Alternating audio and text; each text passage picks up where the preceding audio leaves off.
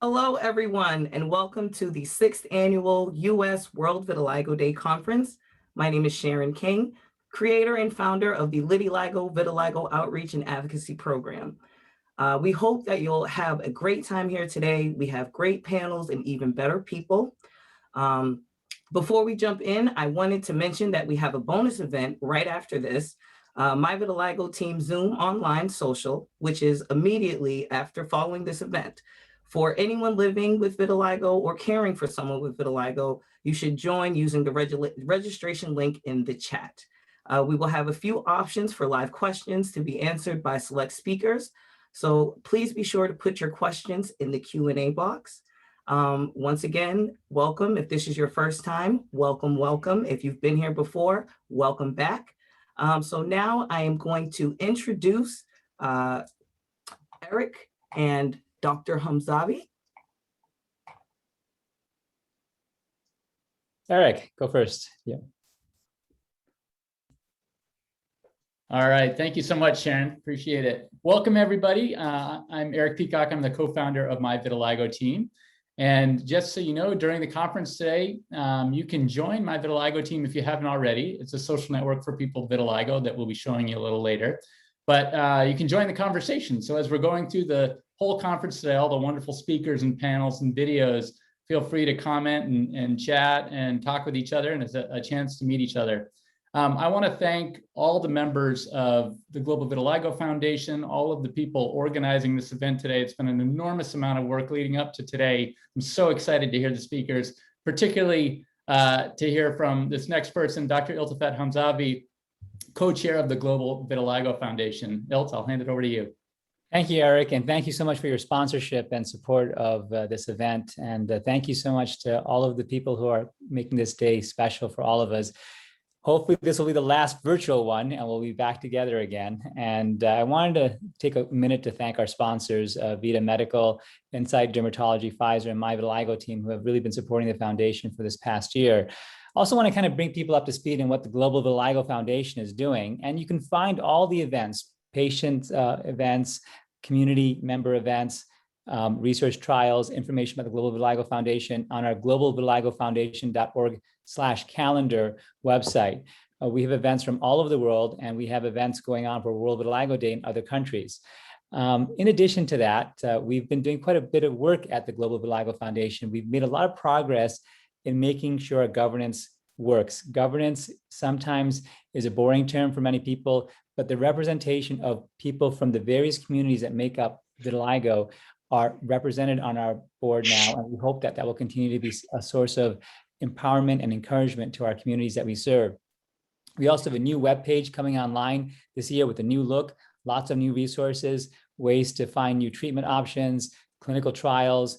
If you need support for getting medications or options approved, if you want to be part of the community, we are also linking to many of our patient support group web pages, as well as the social media outlets.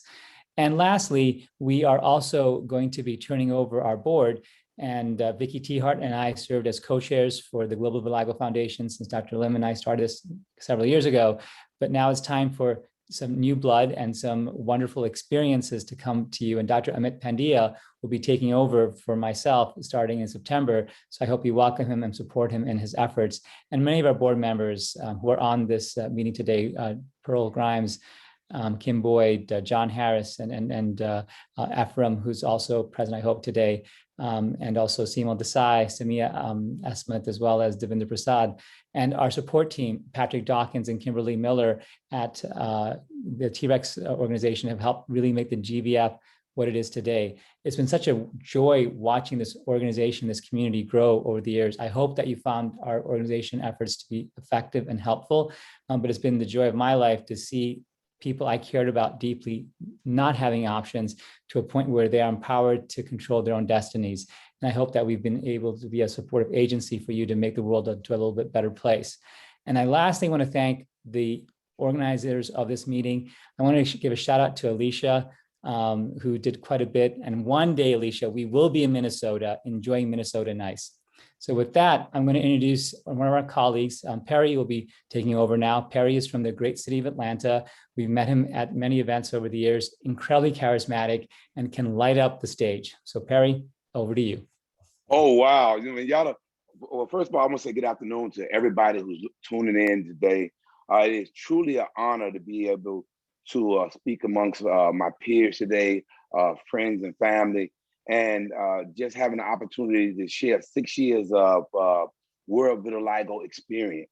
And, I wanted to write down some things to say, but I just said, no, I had to come from the heart. I had to come from my energy. I had to come from my experience of what World Vitiligo has done to my life and how vitiligo has changed my life. First of all, I have an organization called the Vitiligo Man of Action right here in the great city of Atlanta, Georgia. A lot of you are really aware of that, so I don't want to spend a lot of time talking about my organization, more so than talking about what today's event is. It's World Vitiligo Day. I've attended maybe four or five World Vitiligo Days, and it has been fantastic in reference to what it has done for my life and what direction it's taken me in today. And before I go any further, I want everybody to know that the word world means a lot of people. And today we have a number of people on this line that are changing the world all across the country and all across the world, as I wish to do when I first took ownership of my vitiligo. And what makes World Vitiligo Day so special is that it brings people from all different walks of life, ladies and gentlemen, young, old. And the greatest part about my experience with World Vitiligo Day is that I didn't know anybody outside of meeting them on social media.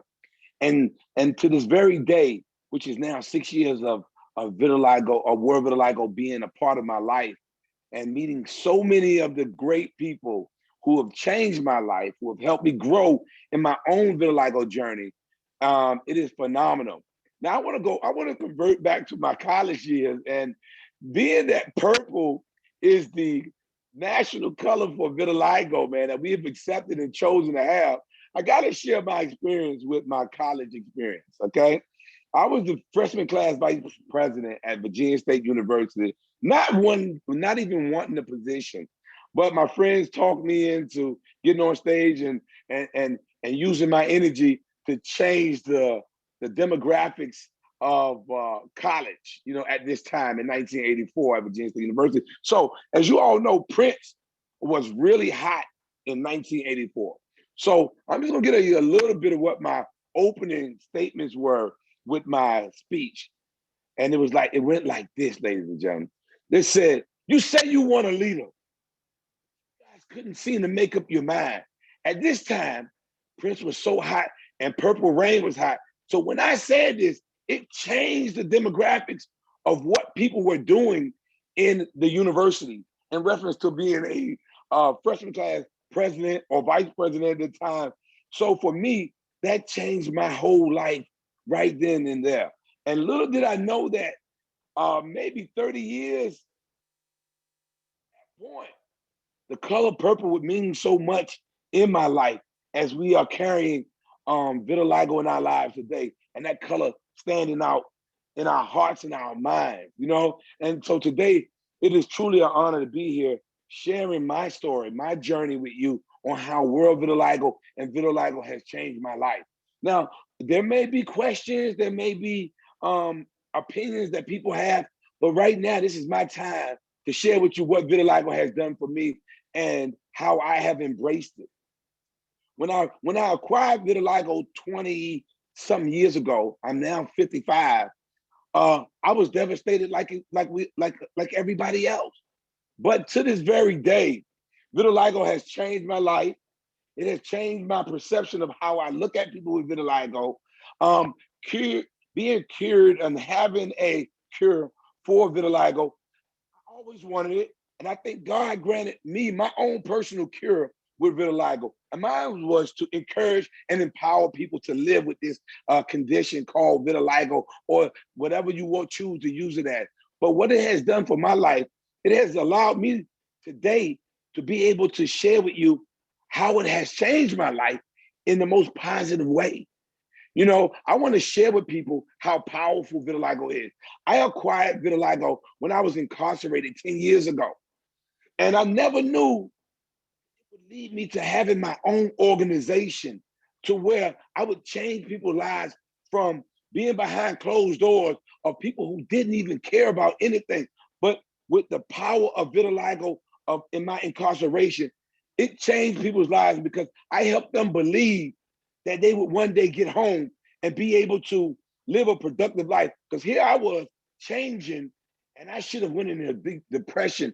As far as being incarcerated for 10 years and having vitiligo, and the world had never seen me in this matter, I was devastated. But people helped me to realize that my vitiligo was a power for me, because people could identify me without even knowing my name. How powerful is that? People can identify you without knowing your name. And then when the power of vitiligo comes out of your voice with confidence, courage, and most of all, action. People ask me, why do they call you the vitiligo man of action? Because I will tell a person in a second that the armor of vitiligo that I put on each and every day, I carry it with the most prestige, power, and confidence. And that's what I want people to know about vitiligo across the world and in my own personal journey. It has taken me to places I would have never been. How many people can you look in their eyes and say, spoke at Tuskegee University, that has been incarcerated for 10 years and come home and speak in front of an audience of hundreds of thousands of people at Tuskegee University? Being able to speak at my daughter's own school, where I had over 15 to 2,000 middle schoolers, not knowing what this condition was. So I had to bring the power of vitiligo to their lives, because I didn't want my daughter to be abused by their conversation. So what did vitiligo do to me, and what did World Vitiligo do to me? It made me bring people together. And when we talk about World Vitiligo, and they asked me, would I be a part of this today? I said, most definitely. Because when I use the word world with vitiligo, I think about all of you. I think about the pain. I think about the struggle. But I think about the rewards that each and every person that I have met has changed when vitiligo has been a part of their lives and they've accepted it. And to be a part of World Vitiligo for 6 years is incredible. I mean, actively involved with it. I just got back from North Carolina at an art exhibit that a mass of people were there. And you know what? They were representing vitiligo. They was there to represent what we are talking about today, World Vitiligo. I just got back home maybe hours ago. And now I have to be someplace else to represent vitiligo today. And for me, I want to just say it's an honor to be able to encourage and empower people. So if you're listening to my voice today, and if there's anything I want you to be empowered by, or for me to encourage you to do today, I want you to put your armor on as you hear my voice. I want you to go look in the mirror and put your armor on and get ready. What we are about to do today across the country and around the world, because this is World Vitiligo Day, number 6. 6 years of doing this and being a part of it, it has empowered me to be able to have the courage to look in this phone and say, I know I am talking to millions of people today, to empower and to embrace what I am about to do today. Today, I want you to have what I have. So I want to pass this on today to the world, group today, and all around the country. I want you to wear confidence on your heart. I want you to wear power on your skin. you to look at yourself today. Say, like Tiffanie Whaley would say, I am great. And when you use those words, don't only use them as words, use them as the man of action would. When people come to you and they walk up into you and you're feeling down because they're staring, that's your power at that point in time. That you have the power to change the way they feel, to change the way they see you.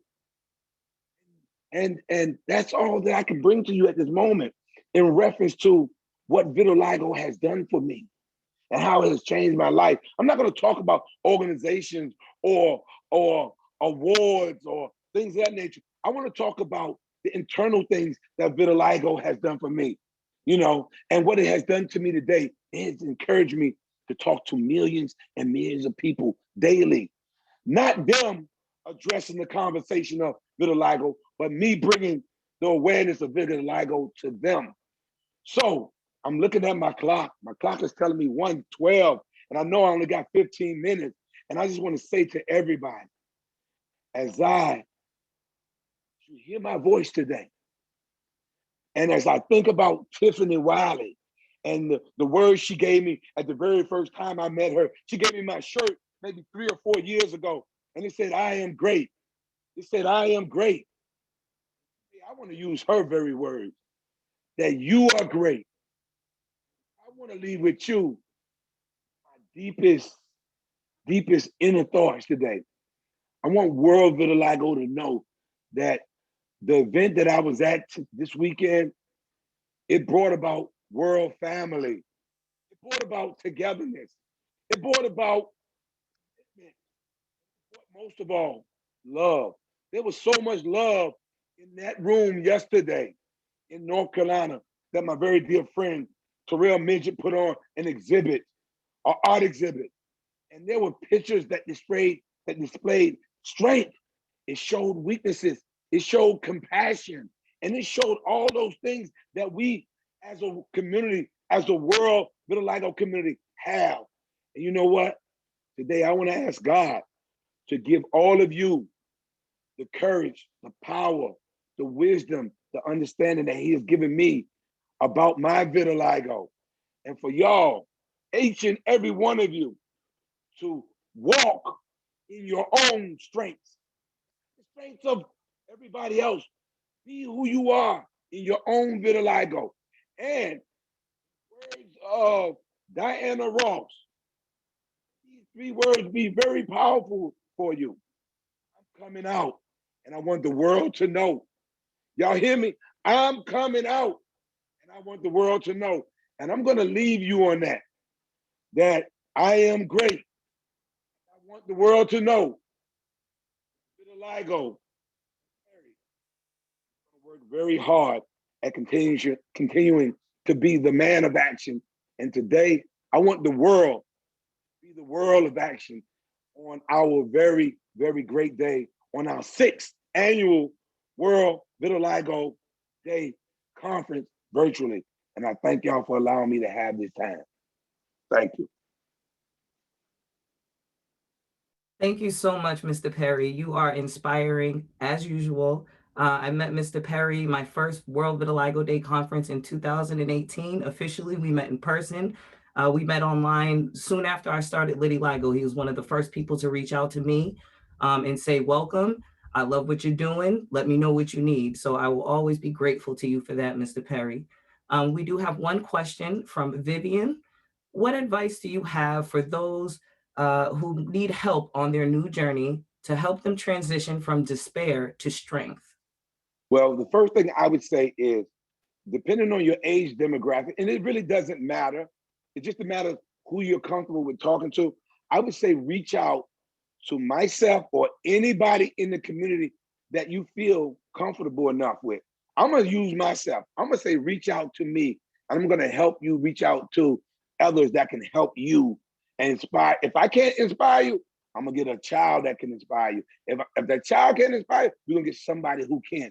So we have the resources to help you. So just reach out to me, and I would love to help you. Thank you so much for that.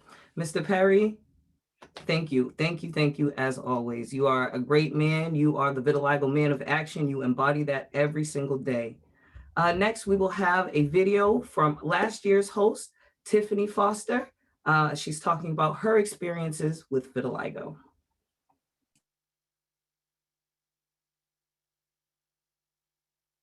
What up, what up, what up, y'all? This your girl, Tiffanie Two-Tone Baby, or better known as Tiffanie Foster. I am 33 years old, and I got vitiligo when I was 7 years old, so needless to say, I got old school vitiligo, okay? I've been living with this thing for a long time. Life was challenging for me. I hated who I was. I didn't even want my skin to be shown because I was so afraid of what other people thought about me. And it wasn't until I wore makeup and everything, y'all, and it wasn't until I was a senior year in high school when I stopped wearing that makeup, and I had to say I love myself because I was doing so many people a favor and living for other people that I finally realized that I gotta live for myself. So what I wish I know now back then is that I am great. I am great. I am beautiful, and I am all of that. So you all, whoever's going through this right now, just know you're gonna make it. Just know that you are so beautiful and you have been selected to be great, okay? So keep on keeping on. Hang on in there, y'all. You are great. So be great, people. Vitiligo's awesome, and I am proud of the skin that I'm in.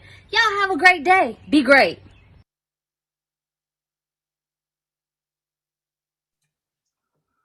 All right, guys, now we are going to have a poll. It'll come up shortly on your screen.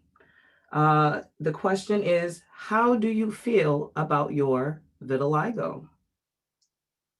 Are you fully accepting most days, accepting some days, not accepting most days, or not accepting at all? Take your time.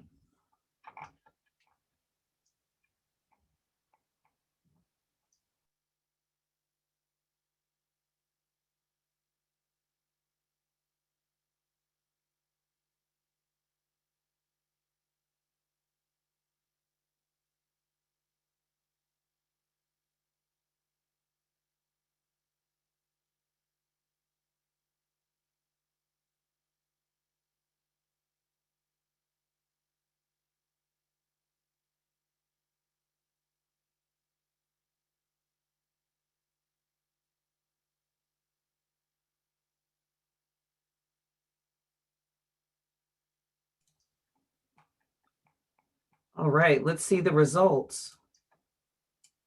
So it looks like 45% of people are accepting most days. Fully accepting most days. 40% of people are accepting some days. 8% of people are accepting not accepting most days, and 7% of people are not accepting at all. That's an interesting range of people. We're going to move on now to excuse me. I'm going to introduce Eric Peacock, founder of MyVitiligo teams. Eric? Thank you, Sharon. So again, my name is Eric Peacock. I am the co-founder of MyVitiligo team. You can see the vitiligo spots on my hands and face. I've had vitiligo since I was in the first grade.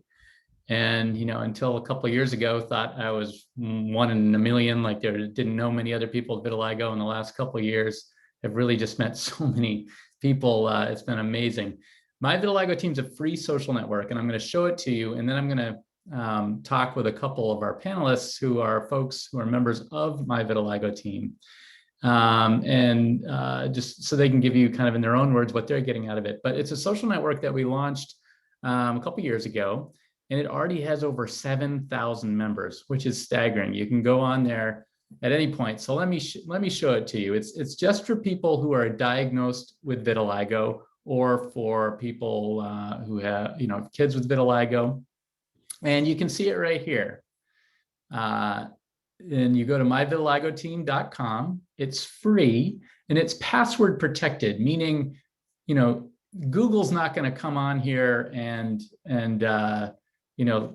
scan your profile and share that. This is everything that is shared here in MyVitiligo team stays here. It is also monitored. We make sure nobody's selling you anything or anything like that.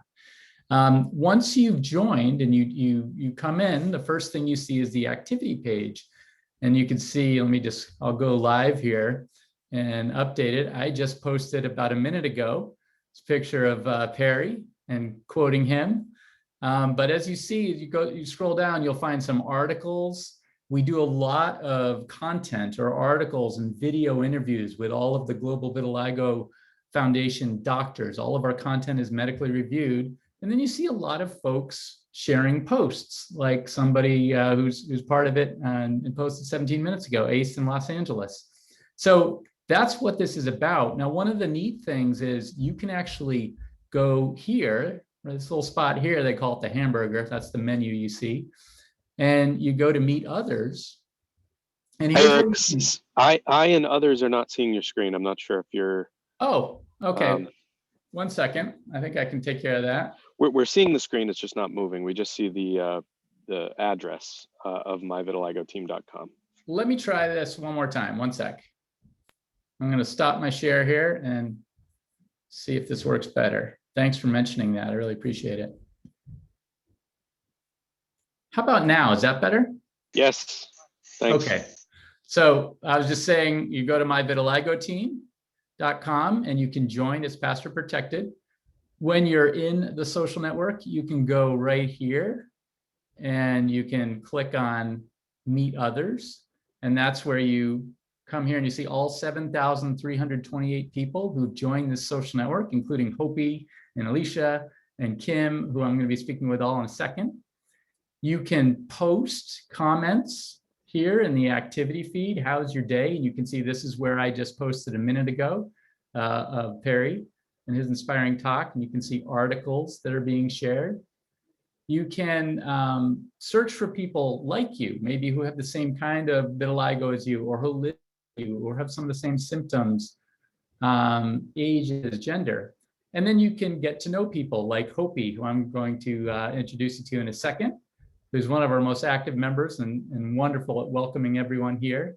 You can find live Q&A videos with all the wonderful docs who are on here today, like Dr. Pandya and Grimes and Harris and Desai.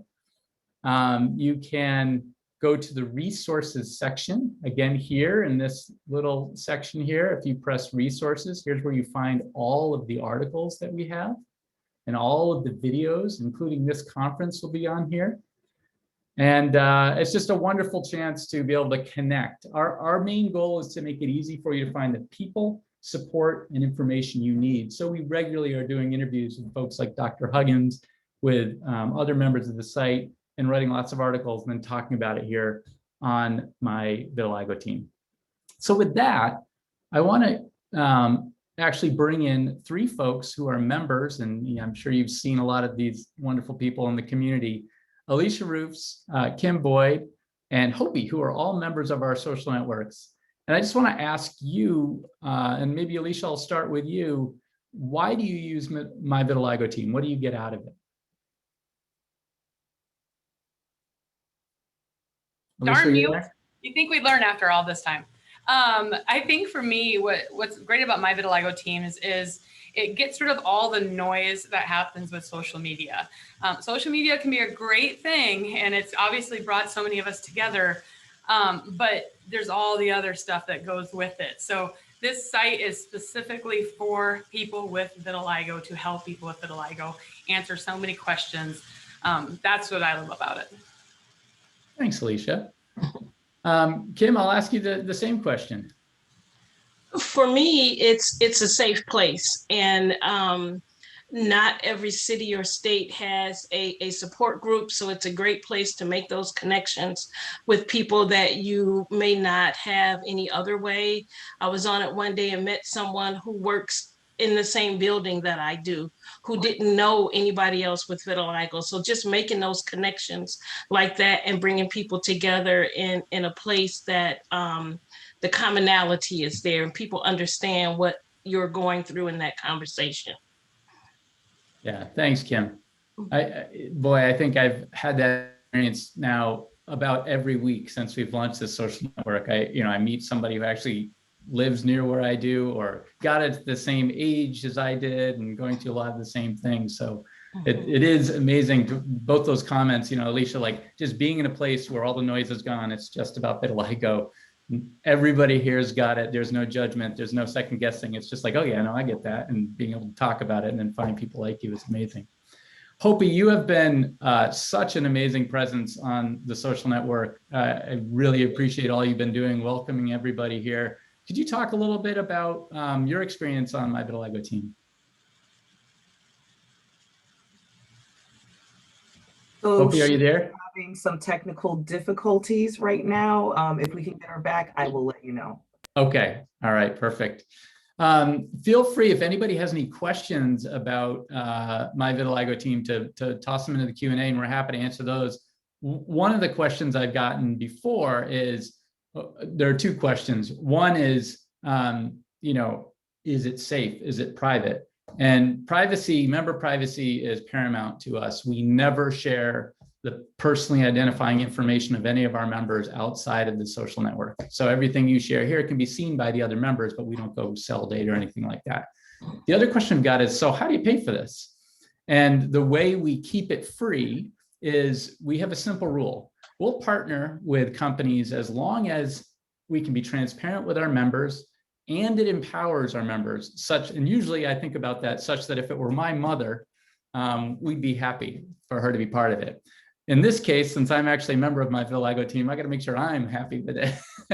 and so the ways we've done that so far is we've partnered actually with Insight Pharmaceuticals to educate people about the upcoming trials that are happening in vitiligo, which are super exciting. We don't share your information with them. We're the intermediary. We get the information. If you go to our resources section, you can learn about those clinical trials, and they help support it so we can keep it free. But everything we do is clearly labeled and transparent and always will be.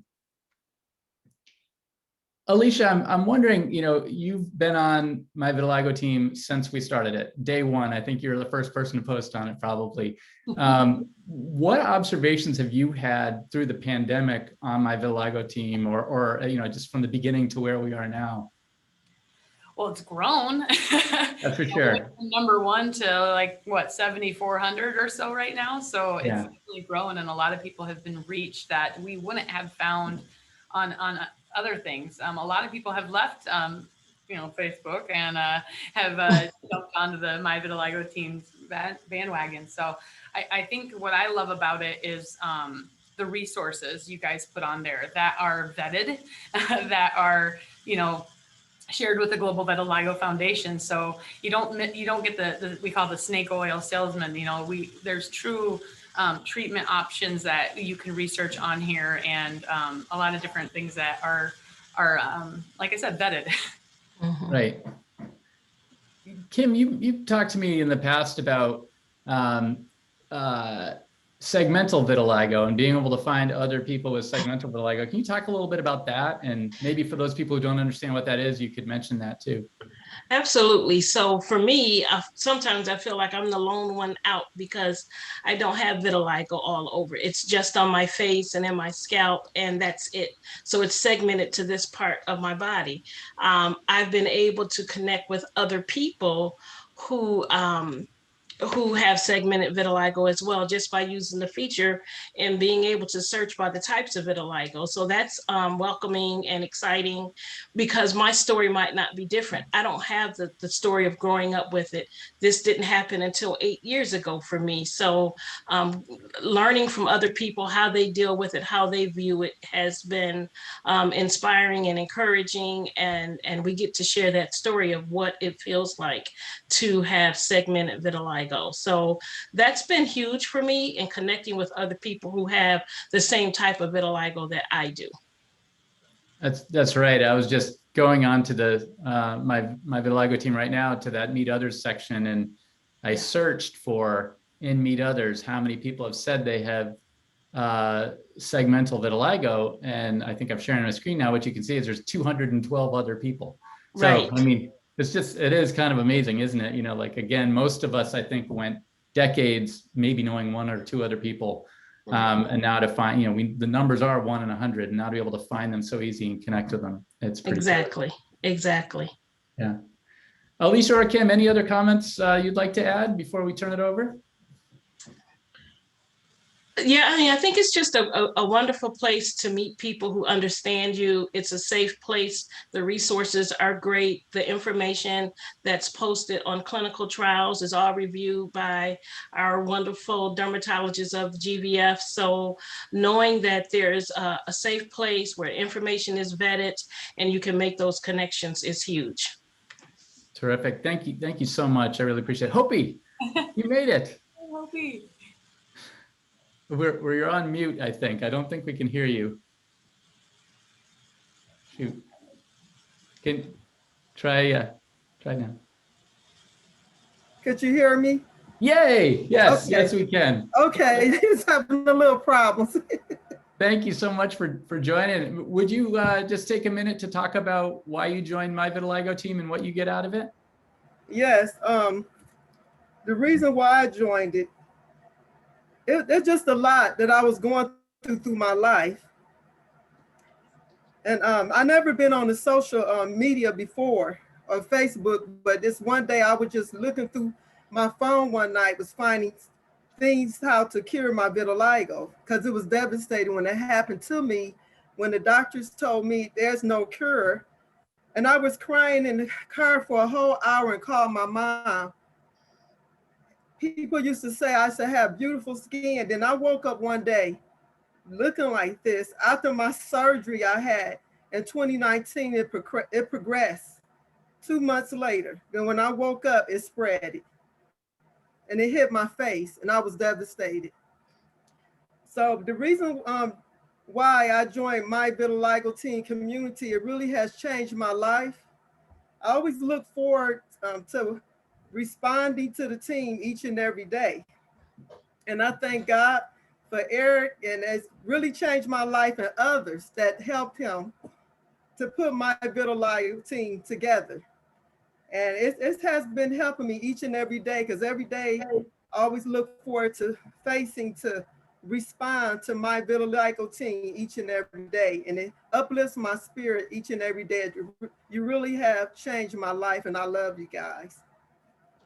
Thank you, Hopi, and we love you. And I would just say two things. Your face and your skin are beautiful just the way they are.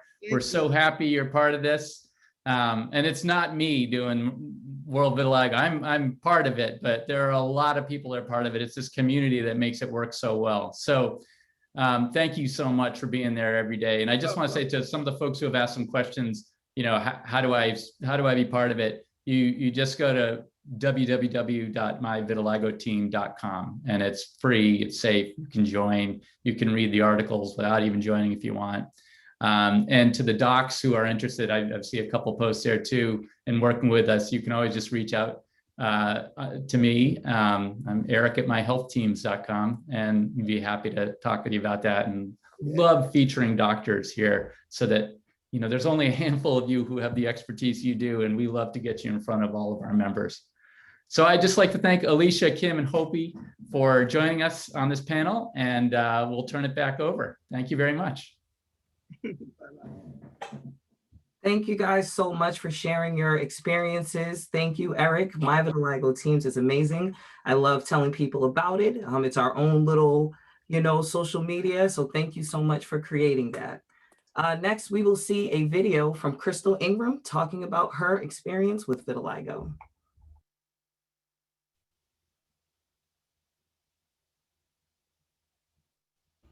Okay, we have more allies than you guys realize. And I didn't even realize there are people that love us. And so when they take their time and their talents and they do vitiligo drawings and they paint their face like vitiligo, or they create vitiligo filters or do vitiligo photo shoots, all of this creativity is just pouring out, and it's a form of love to show us that they love our beautiful skin, that they stand with us in unity because they love us that much. Just as well as we wear pink ribbons to show unity, that we stand with the people that have breast cancer, that's what these people are doing for us. So guys, we've got to change our perspective and start looking at things more so from a different lens, and using every single obstacle as an opportunity to advocate.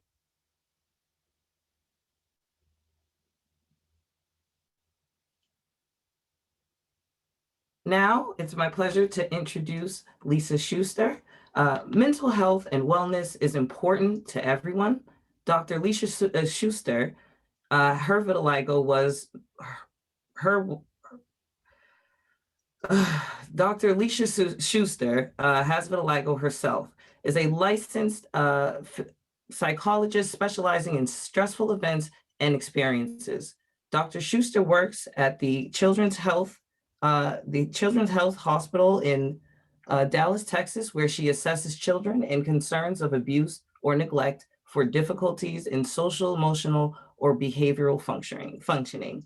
We will now hear from Dr. Schuster and then open the floor to Q&A.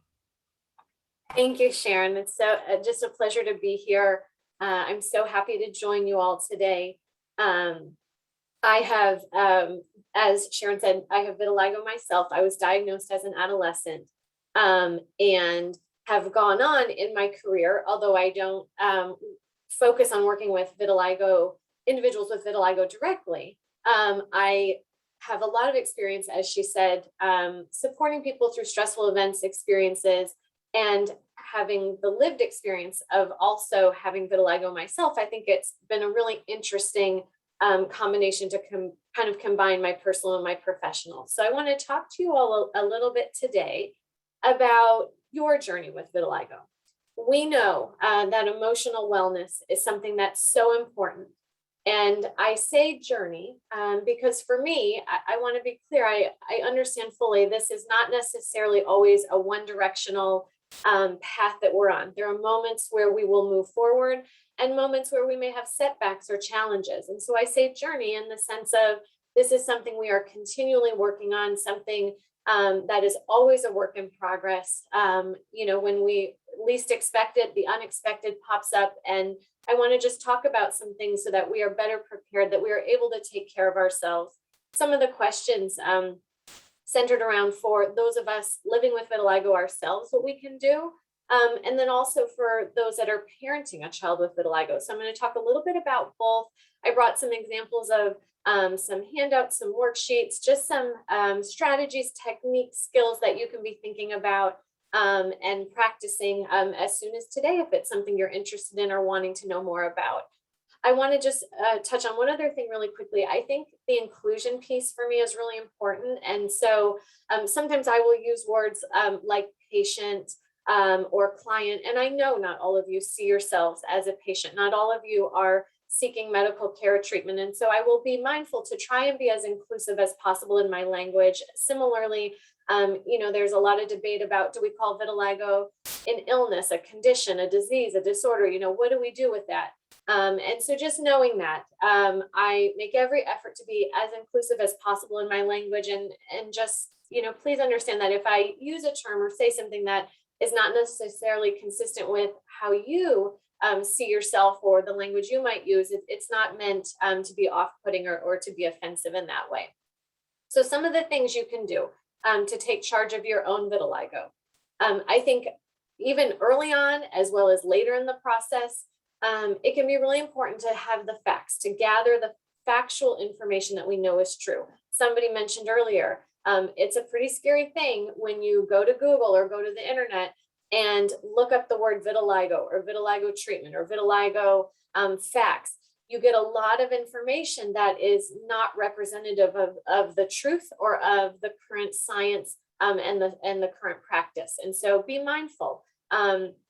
Places like the Global Vitiligo Foundation, MyVitiligo team, you know, sites that end in edu, gov, org, those are going to be more reputable sites. And just be mindful about where you're getting your information from, because there can be some pretty intimidating mistruths or misunderstandings out there that may actually make it more challenging for you. I think as you start to learn about your diagnosis, as you start to understand more about it, write down your questions and concerns. And that can be just for your own knowledge. That can be a way for you to start to work through things. If you are seeking medical care, even if it's just to get some information about options that are available to you, take that list with you. Have that on hand, because it's really hard to hold all of that in our mind. When we're stressed, our mind doesn't work as well as it might in a situation where we're calmer or more controlled. And so it's really helpful for that, if you are seeing a medical provider, for that very brief visit to say, okay, these are the things I want to know, rather than getting home and being like, oh, I should have asked about this, or I wanted to know more about that. So really prepare and kind of plan for how you are going to get some of those questions and concerns addressed, whatever that may look like for you. Be informed or become informed about your options. So for some people, that's going to be learning about what treatments are available for those of us that have been living with vitiligo for some time. Maybe it's about what new treatments have come out since the last time we visited that topic. It can also be about management. And for some people, that means clothing options and makeup for cover up, whatever that is. So maybe you are choosing or have made a decision to hold off on medically treating your vitiligo, but there are other ways that you can decide to manage or navigate that process. Connecting with helpful resources and support, I think, is so important. So as I've mentioned, my vitiligo team, as we've been talking about today, is an amazing place to meet people who understand, who get it, who are living that same experience. And they just know. And it's so much easier when you are able to be in touch with somebody where you don't have to do all the explaining just to start that conversation. One of the other really nice things with social media has been how much it has brought the vitiligo community together. I was someone, as I mentioned, I was diagnosed as an adolescent, and I didn't know another person with vitiligo. And it wasn't until I left home and moved away and then got more involved professionally with some of these things that I really recognized the magnitude and kind of the breadth of this community and how present we are and how much people are looking for those connections. And then I think the other important thing about taking charge is making sure you're allowing yourself time to deal with your emotional reactions. There's no emotion that's wrong. We never want to punish or kind of chastise or be punitive about whatever it is we're feeling. That's the genuine thing. You can have that emotion. It's what we do with that emotion that we want to be mindful of. If you feel comfortable talking about it, that's absolutely fine. And that can be within the vitiligo community, maybe with close friends or family members. So not being afraid to kind of open up and say, look, here's some of the things I'm worried about. Here's some of the things that scare me. Here's sort of where I'm at. For those of you that are parenting a child with vitiligo, some of the things you can do to help your child take charge, letting others know the truth. So I think being really going back to that, gathering your facts, knowing exactly what vitiligo is, exactly what it isn't, navigating with your child, depending on their age, how they want to talk about it. What words do you feel comfortable with me using? How do you want me to explain this to people? Ideally, or obviously what we want is to be proactive in how we communicate or share this diagnosis with other people so that they don't make misjudgments or kind of misassumptions about our child and create situations where a child is being unnecessarily isolated or targeted any more than we know is already going on in childhood. Allow your child to feel their feelings. Lots of times parents, they want to fix it, right? We don't like when our kids are uncomfortable or overwhelmed, when they're struggling. And so they'll say things like, a child may express that they're feeling really sad about something. And it's, well, don't feel sad. We need to fix this. What do we need to do to move past this? And it's okay for those periods of time to really let your child and you alongside them to sit in those feelings and really acknowledge, yeah, I mean, I would, I can understand why you're angry. Yeah, I very much get that. You wish you weren't the one dealing with this. And what do we do with that now? Help your child fit in. So one of the questions that was sent in advance was, what do we do about summer camps and sports and coaches and counselors and all of that? So anticipate, again, being proactive, anticipating situations where your child may be questioned, where their diagnosis, their vitiligo is not going to be familiar to others, and talking with your child about, okay, how do we want to approach this? Do you want me to do the talking? Do you want do you feel comfortable doing some of the talking? Should we write it in a letter? There are wonderful, wonderful books about children's books about vitiligo that do a really nice job sending that message, kind of setting those facts straight. You can use some of those. You can have your child support them through writing their own story, following your child's lead. I think that's another really important one. I had a mom ask me the other day, a very traumatic situation had just unfolded in their family, and she said, should she sleep with me tonight? And I said, well, ask her, see what she wants to do. If she feels like she needs that extra little bit of reassurance, that comfort, that physical closeness, sure, I see nothing wrong with you providing that. But if that's not what she needs, if our motivation is because we feel, as a parent, feel this is what is the right thing, then we're not honoring our child and their wishes and kind of respecting their boundary and the things they need from us. And then role playing. Again, I've talked about this in previous conferences and in previous situations. Practice, practice, practice, right? We don't go to the choir concert and jump up on stage and just, make our debut. We don't join the school play on opening night, right? And same thing with sports, right? You don't show up for the final tournament game. You practice and we rehearse. And I think talking through some of those things and actually going through, okay, how are you going to handle this? How are you going to deal with that? What are you going to say about this other thing? Can be super helpful. So some of the things we can focus on with reframing, and obviously you all can read through these, but I just want to point out a few things. It's really important. One of the things that's hard to kind of accept and understand is that in every situation, there's always going to be things we can't control. And so that sometimes can be really difficult to acknowledge and really difficult to accept. But the other challenge is that if we spend all of our time stuck on these things we can't control, it uses up all of our time and all of our energy that we could be shifting to the things we do have the ability to control or the ability to manage. So thinking about, okay, I can't change that I have vitiligo. What am I thinking about this? What am I feeling? What are the things I can do something about?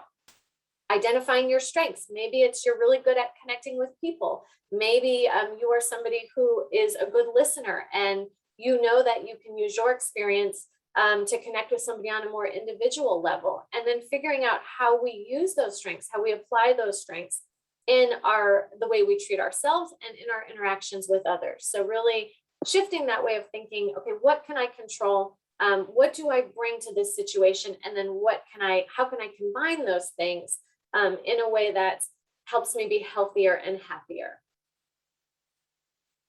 You can go to the next slide, please. Okay. So just one thing really quickly, and then I'm going to show you some of the examples of the resources I brought. I've talked about this previously, and we could go on and on and on, just talking about our thoughts and feelings and behaviors and how those are connected. But as I mentioned, the feeling is what it is. That's kind of our genuine reaction, our genuine response. The pieces that we can change are shifting the way we think, interrupting time. So if we have a lot of negative thoughts, particularly about ourselves, if we're using very negative self-talk, if we are really not kind to ourselves, and we continue to allow ourselves to think those things and say those things, it changes the way we feel about ourselves. It changes our behavior. And so really, when you catch yourself in kind of this pattern of these hurtful, harmful thoughts that you might be having, saying, whoa, wait a second, stop. Is this leading me to the place where I want to be? Is this accomplishing the goals I have for myself? Is this putting me further on that journey of the direction where I would like to be heading? And if not, what do I need to do to swap that out? What do I need to do to catch myself and make that little bit of change? And this is just one example of a handout where you can piece apart what are the thoughts? And again, this uses the word illness because this came from a medical handout that I used. But what thoughts do you have about your vitiligo? How do you feel when you have these thoughts? Whatever that may be, positive thoughts, negative thoughts, it is what it is. And then what does that make you feel? And then how do you act when you have those thoughts or feelings? And really starting to try and make some of those connections about how we have some control over the way we view ourselves and the way we present ourselves. And that if we have this pattern of hurtful or harmful thoughts and feelings, it can challenge our behaviors and kind of really restrict or limit us. You can go to the next. Okay. And this is just another example. This came from a handout intended for children. And so it kind of walks you through, here's some things I'm worried about. Here's some things I'm afraid of and what I can do about it, or who I can go to for help and support. Some of you have heard me talk about this before. I'm going to go over it just really quickly. So again, with the role playing, with the being proactive, planning ahead what you feel comfortable and what you are willing to do. So plan for times where people may ask about it. Plan for new situations where you know people might be obviously very aware of your vitiligo and not know how to approach you, not know how to ask it. So go into it planned, practice ahead of time. Think about things you would do if someone stares, if you catch them staring. Some things you can say, how you might respond, what you feel comfortable sharing or not. And then what you might think, like, you know, it's okay. I think they didn't know what to do either. I felt uncomfortable, and I'm guessing they similarly felt uncomfortable, which is why they walked away, or why they didn't approach me when I knew they had been watching me or knew that they had been staring. One other really quick thing I want to share with you. So sometimes when we are really stressed and really overwhelmed, it can feel really chaotic and just really uncomfortable emotionally. And one of the things we can do in those moments when everything is kind of spinning is to do what's called grounding ourselves, to sort of center ourselves. We talk a lot about mindfulness and meditation and all of those things. This is a super quick technique that you can teach yourself. And so if you go to the next slide, I'll walk you guys through it. It's called 5, 4, 3, 2, 1. So in these moments where you're feeling stressed, overwhelmed, aren't sure what to do, take a moment, pause, freeze the frame just for a very brief time. Look around you, find 5 things that you can see, because it really helps start to tune you into what's going on around you. 4 things you can touch. Ideally, they would be different textures or different kinds of surfaces. 3 things you can hear, because that really helps you tune into a thing that we are often very oblivious of, or kind of the white noise in our world. 2 things you can smell. So really paying attention, again, getting further into that funneling or kind of honing what's happening around you. And then finally, 1 thing you would be able to taste in the environment around you. And so it's a way for our body and our mind to kind of say, okay, I need to be really present right now in this moment. Yes, there's all of these other things happening, but I need to take some control of that. Just really, really quickly, never be shy or hesitant to reach out for professional support. And that can be one of the really lovely things that has come out of the pandemic, has been the institution of much more virtual mental health services and support, whether that be individual or group, different communities. And so for those of you, if you ever needed support on a crisis basis, just ever needed someone to talk to, for those of you in the US or Canada, this is the crisis text line. On the subsequent slides are a similar resource for the United Kingdom and for Ireland. There may be other resources that are similar that exist. This is just the organization or the agency that I use most commonly in the work that I do. So I'll go ahead and take some questions now. Okay, I'm gonna look through this really quickly and see.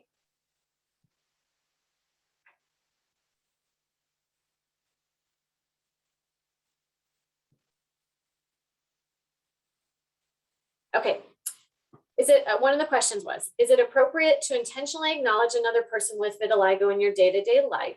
My vitiligo isn't visible, but I am part of this community. I see many beautiful people in public and I want to connect with them, but I'm unsure.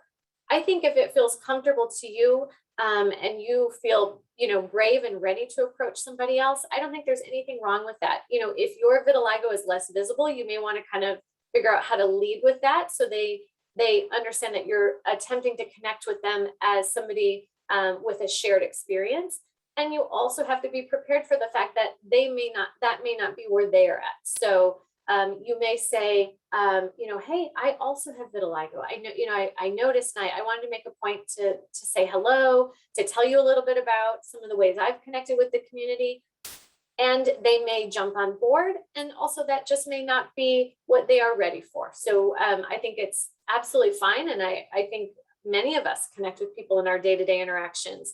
But just knowing that if it doesn't kind of unfold the way you might want it to, if it doesn't end up being this really powerful or kind of impactful connection, it may not have anything to do with the way you managed that or approached it. It may be about them as a separate person and about their journey and their process.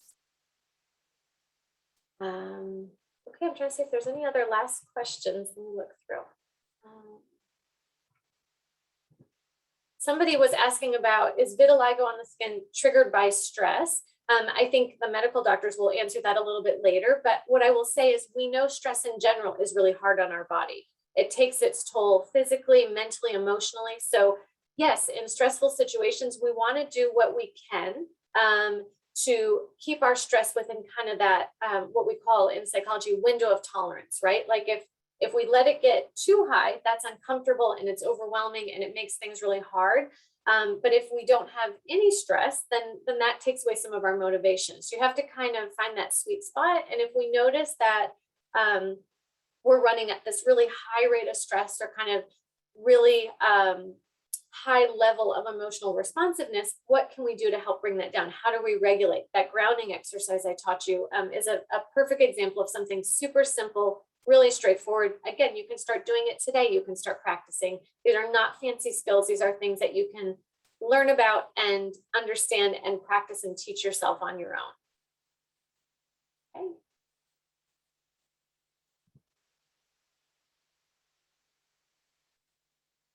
Linda wants to know, or somebody had asked about the infographics I shared in my presentation. Yes, I am happy to.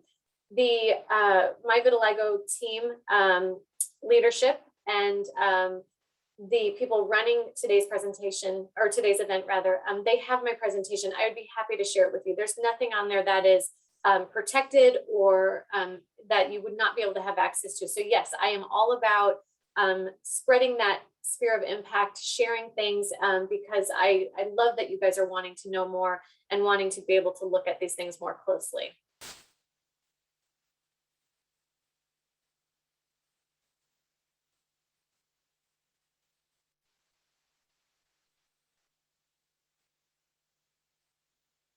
Okay, thank you all so much. Enjoy the rest of today's event. It's been a pleasure.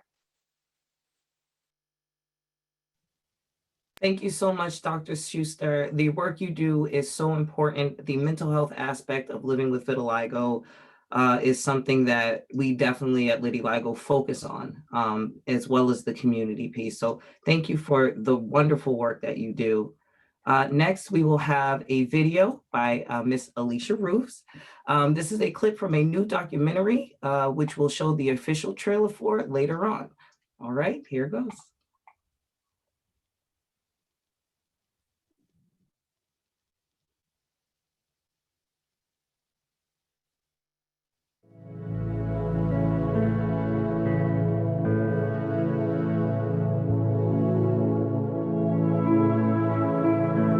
Had great friends, but you always have the bullies. So there was one in particular. It was VK, and he was awful. He was 2 years older than me. I think anytime he passed me in the hallway, he called me Spot, like any chance he got. And he, there was a few. He was the worst. So I'll just focus on him. But, I remember one time we were walking home in the park and he grabbed my winter coat and threw it in the dumpster just to be a jackwagon. and it was just, he's like, go get it, Spot. And my sister wasn't there. So I had to go get it. And it was like, what, why? Just because I look different. And Spot was definitely the nickname that everybody gave me, and that was hard to hear.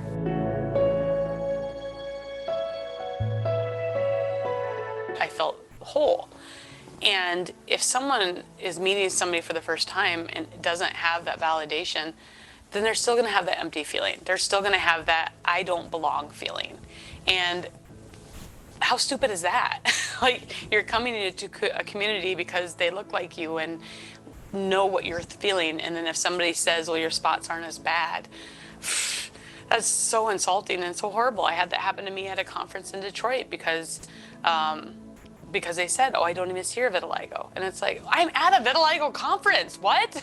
Like, it is, it's, you want to feel included because we haven't been included.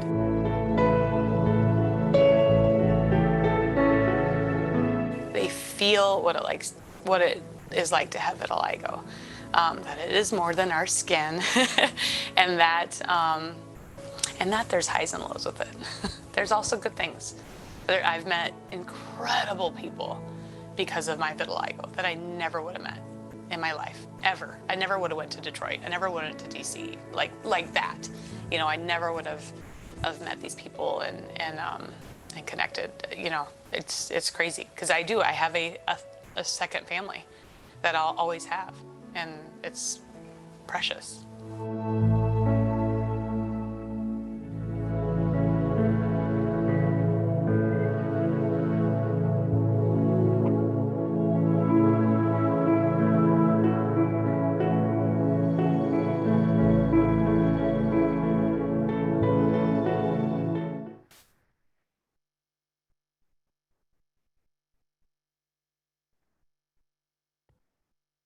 Thank you so much, Alicia. Alicia is part of the Vit Friends Minnesota family, and she'll talk more about that later on. I am very excited today. Last year, I was a panelist for the community Q&A, and today I am the host. Today, I have with me Mitzi and Mark. Mark, do you want to introduce yourself briefly? Sure. My name is Mark Braxton from Raleigh, North Carolina. I am part of Vit Friends. So if you listen to our podcast, you've heard my voice many times. Had a wonderful opportunity to interview Sharon. So we had such a great time. I look forward to this conversation. Thank you. And Mitzi? Yes, I'm having problems with the screen right now.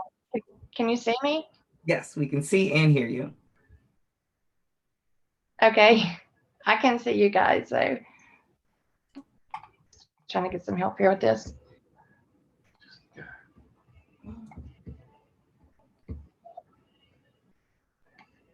Well, I mean, we can see and hear you. It looks like everybody can see and hear you. Can you hear us? Okay, I can't see you guys now. Anyways, my name is Mitzi Love. I live in North Myrtle Beach, South Carolina. I've had vitiligo for about 10 years.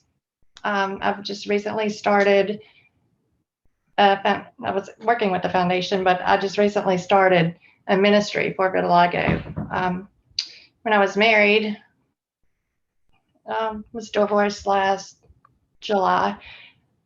This has been on my heart for about 6 years. Conflict of interest, I could not have a foundation and do charity work also because I couldn't benefit from my own money. So I started about July the 20th, 2020, I guess. And I put in my paperwork. I got my paperwork on the 22nd of 2021. So I don't have any notes. I'm doing this off the cuff. I've written some things down.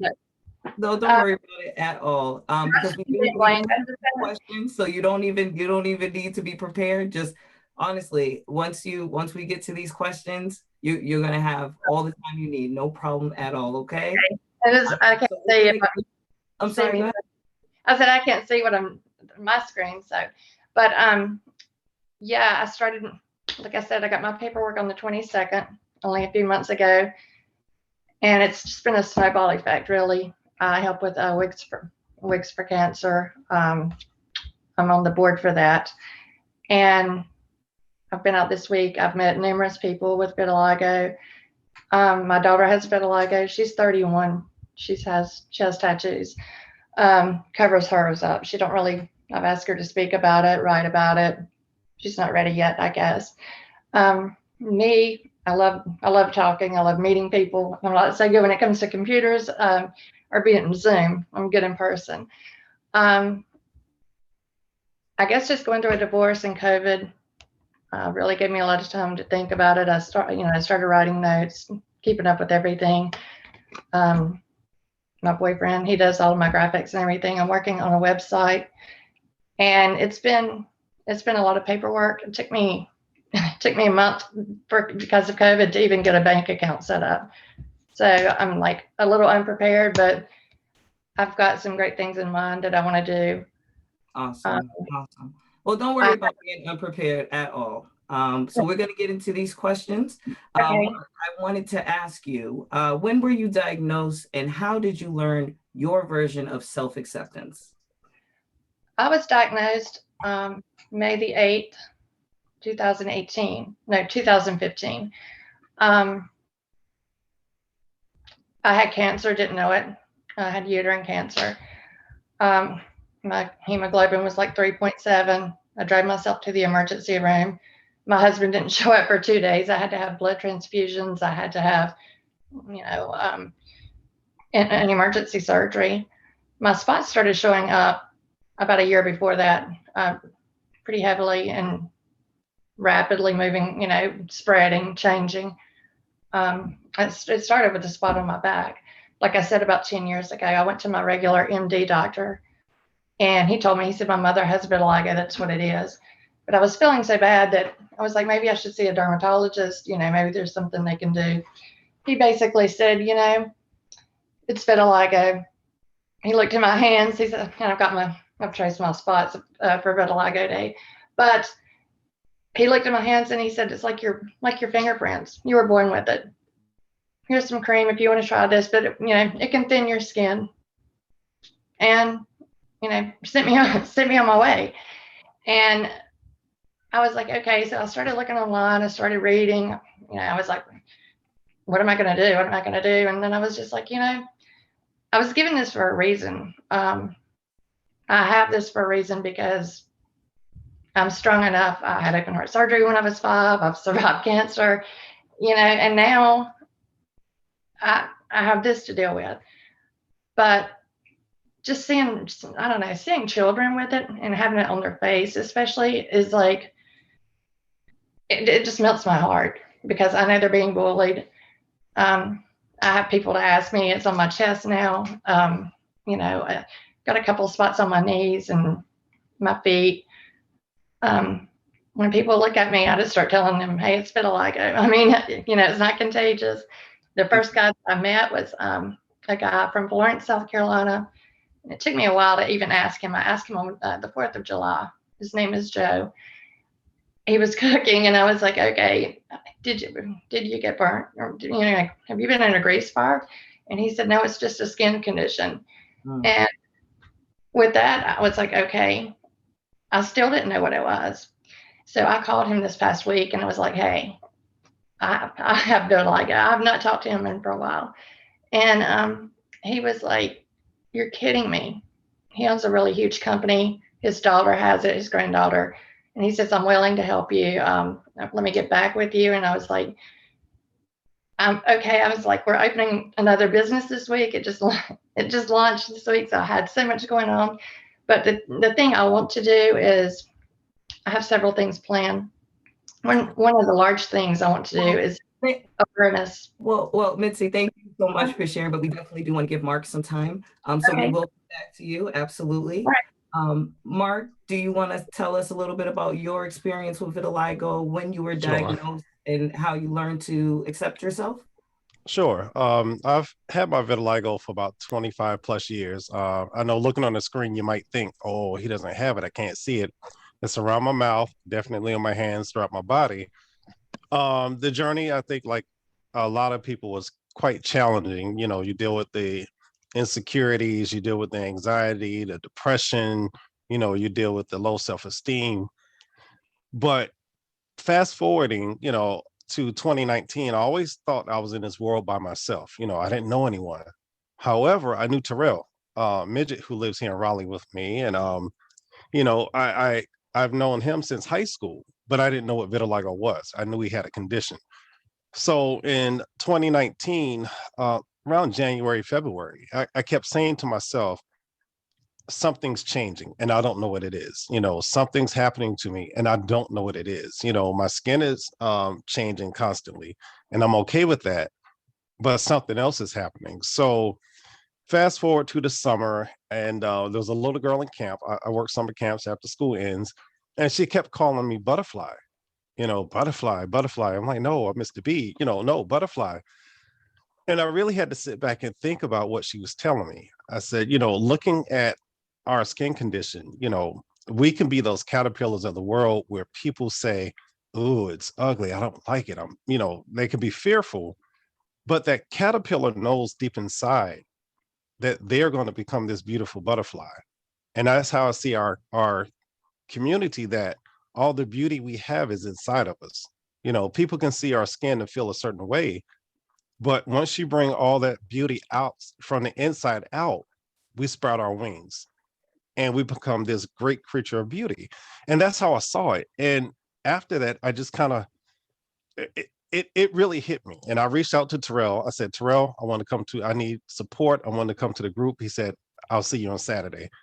From there, I haven't looked back. I started doing presentations, and then I was reached out, a group reached out to me, Vit Friends, and I started advocating for Vit Friends and part of their support group. And going back to the pandemic 2020, and I think as I'm watching myself, I'm starting to blossom, I'm starting to grow. I'm still the new kid on the block within our vitiligo community because a lot of people don't know me.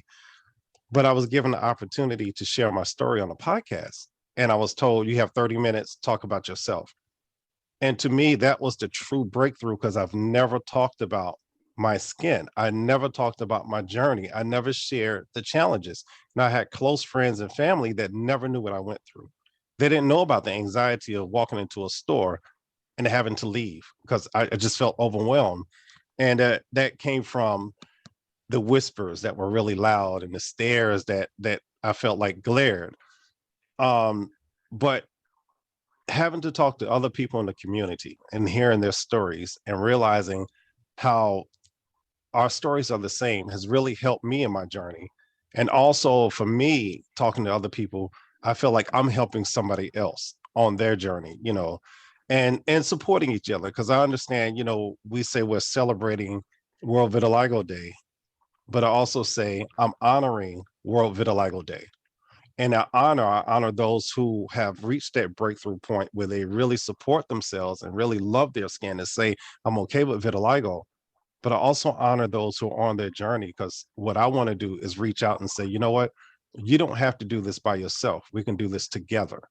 And that's where I'm at in my journey and my breakthrough and how I see what I can do, my advocacy for our community. Thank you so much for sharing. I definitely relate to your story. We've talked, and Yes. I was diagnosed when I was 12. I'm 34 now. Started with a little spot in my left eye, left, and runs in my family, runs on my father's side. So it wasn't a big shock to my family. So they didn't act. They act like it was normal. So I acted like it was normal, and it was normal for me until school, until I had to take a picture, until I started getting, looks and getting, fun poked at me. And that time was definitely unsure for me. But I had, allies, I had community. I got to tell my Chris Brookins story every time. He was the most popular boy, one of the most popular boys in the 6th grade. Or the 7th grade, I can't even remember. But he was tall, he was captain of the basketball team. He was just, this guy. And one day I was getting made fun of, and he stood up for me. He said, you know what? One day Sharon's going to grow up and realize she's beautiful, and she's not going to pay any of you guys any mind. And it stuck with me so much, to the point where I didn't feel it. Like all my friends are like, well, I thought you were so confident. I said, no, I was definitely faking it. I didn't really accept it until I turned 30. You talked about having a butterfly. I had a butterfly that took up about 70% of my face at one point. And it started repigmenting. Like I've repigmented and depigmented a few times over the years.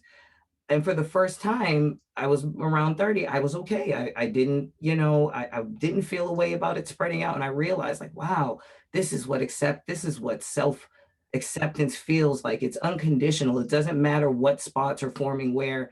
I am okay with that. And that was just, it felt literally like a ton of bricks just fell off of me. So I definitely relate and understand. And thank you so much for sharing your story. Can I share one thing, Sharon? Just Absolutely. for the men out there, because I know a lot of times, and I'm saying this from a man, we don't seek help, we don't seek support groups. We try to deal with and cope with our condition on our own. And sometimes when we cope, we do it the wrong way. We become, sometimes aggressive. We become angry. We reach out for other things like substance abuse and things of such, and sometimes some drastic measures. But we too, as men, we need to seek support. We also need help.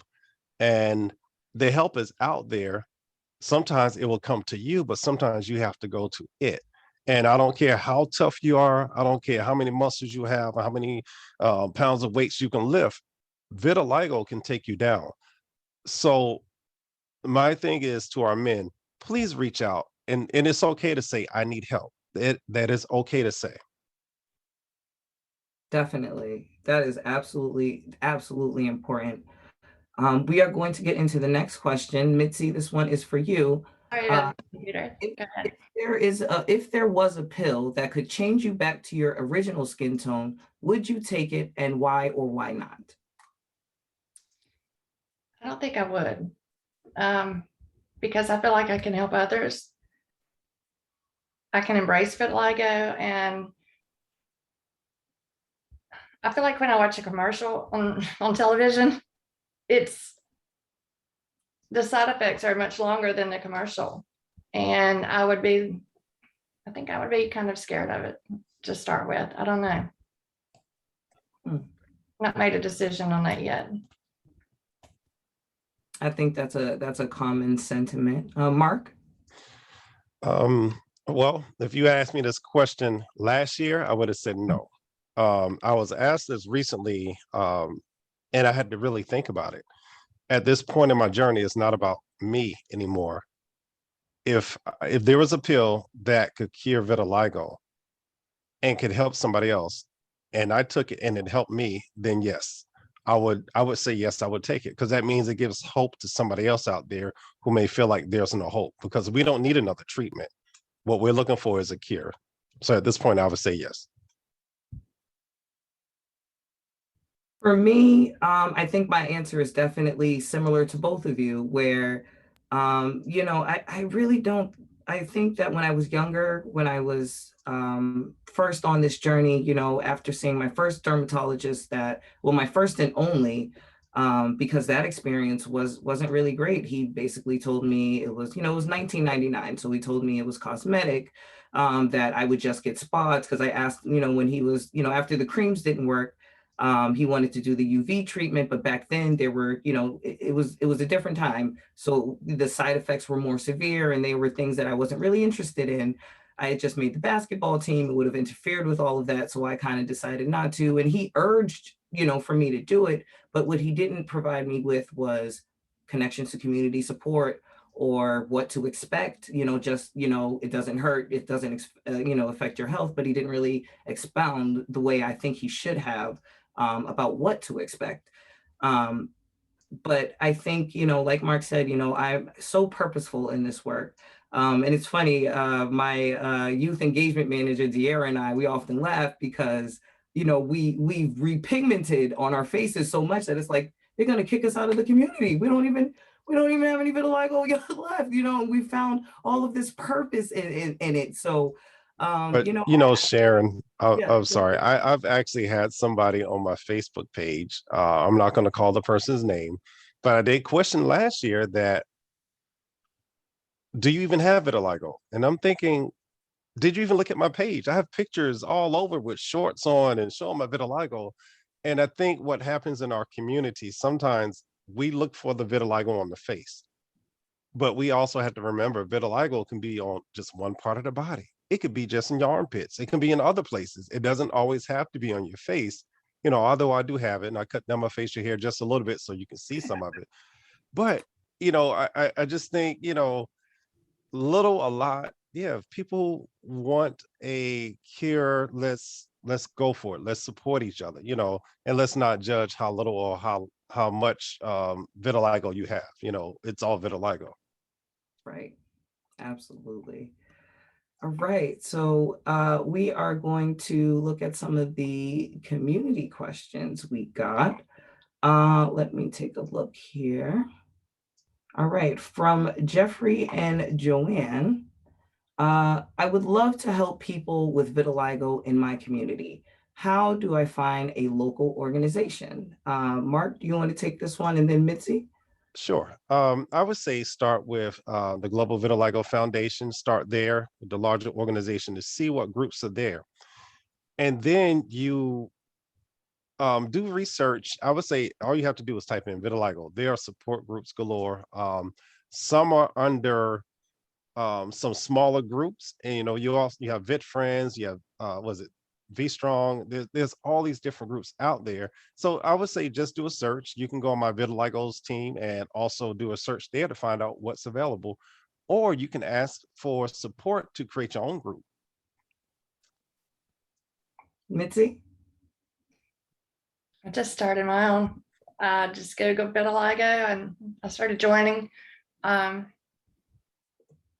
just everything I could, asking questions, reading as much as I could. So I have for the vitiligo. I have my cards. I've got a banner plane that's going to be flying through on July the 5th. I do fundraisers. I just got out there and did what I could and started asking questions. And I think, you guys. yep.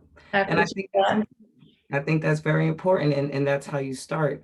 For me, it definitely started with a conversation. It actually, Vitiligo actually started from an Instagram post. Shortly after I had my kind of acceptance breakthrough, I put a status on Instagram and I said, I want to start a vlog or maybe a blog and start talking about my vitiligo. What do you guys think? And mind you, I did not talk about my skin at all, ever. And I got such an overwhelmingly positive response from all of my friends and family that I'm like, okay. So, first I did my research, went on Facebook, saw some groups, and then, I started my own group. And then from there, everything just kind of opened up. I met people in the community, started an Instagram, then we started doing events, then we started doing campaigns, and now here we are, years later. So definitely, Google, Facebook was a great resource to find other groups and connect with people. We have resources now like MyVitiligo teams, Instagram, there are always people doing awareness. Those hashtags are amazing. You can find and connect with so many people.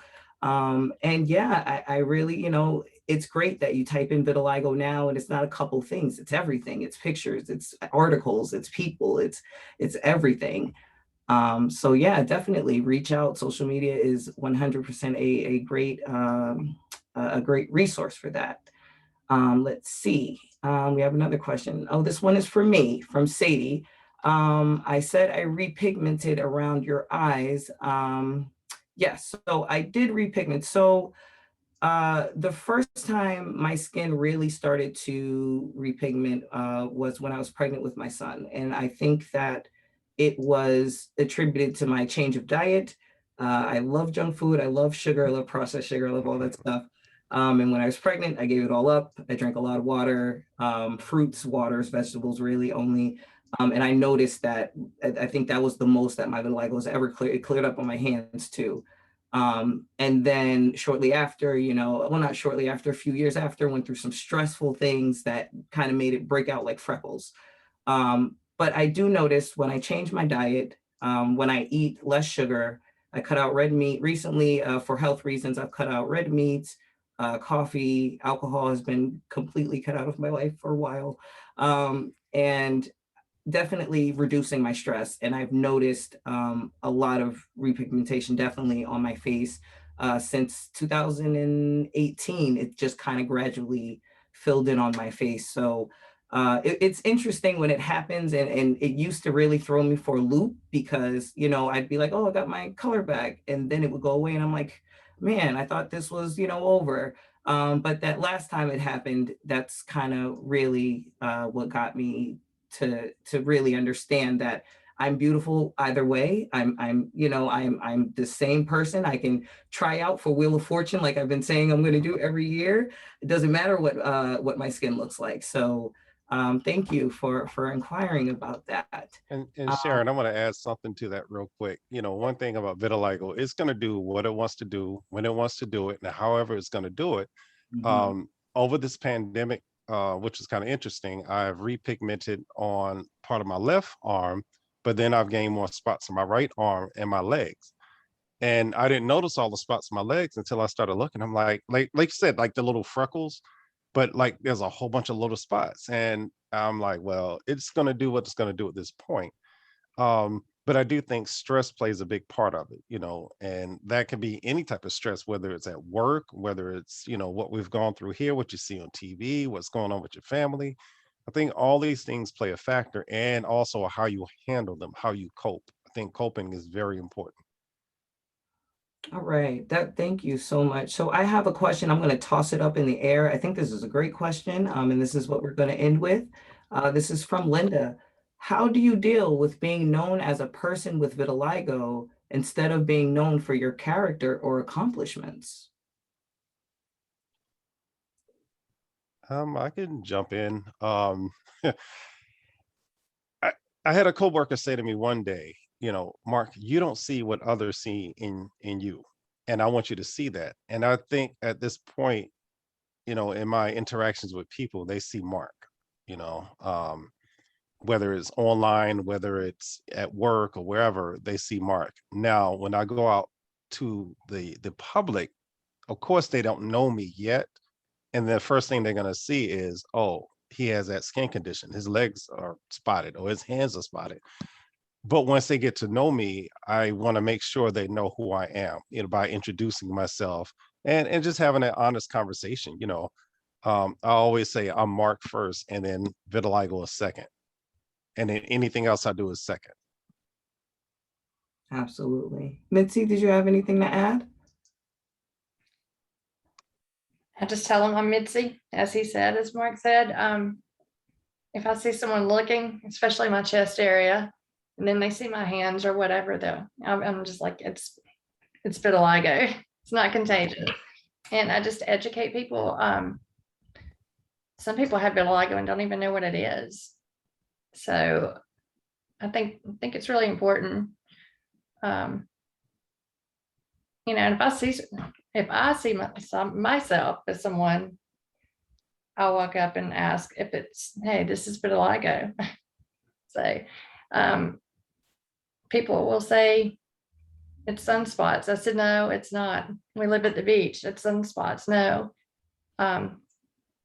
it's an autoimmune disease, and it's a medical condition. So I definitely understand that. So I'm going to wrap up our Q&A, our community Q&A session. Mark and Mitzi, thank you so very much for being on our panel this year. The comments in the chat comments have been going off. They really, really love everything that we've talked about here. So thank you so much for your time. You're welcome. Thank you, Sharon. Thank you. All right, so now it looks like we have another poll question. It'll pop up on the screen shortly.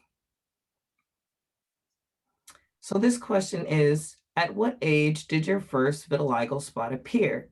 Age 5 or younger, age 6 to 10, age 11 to 20, age 21 to 39, age 40 to 59, or 60 plus?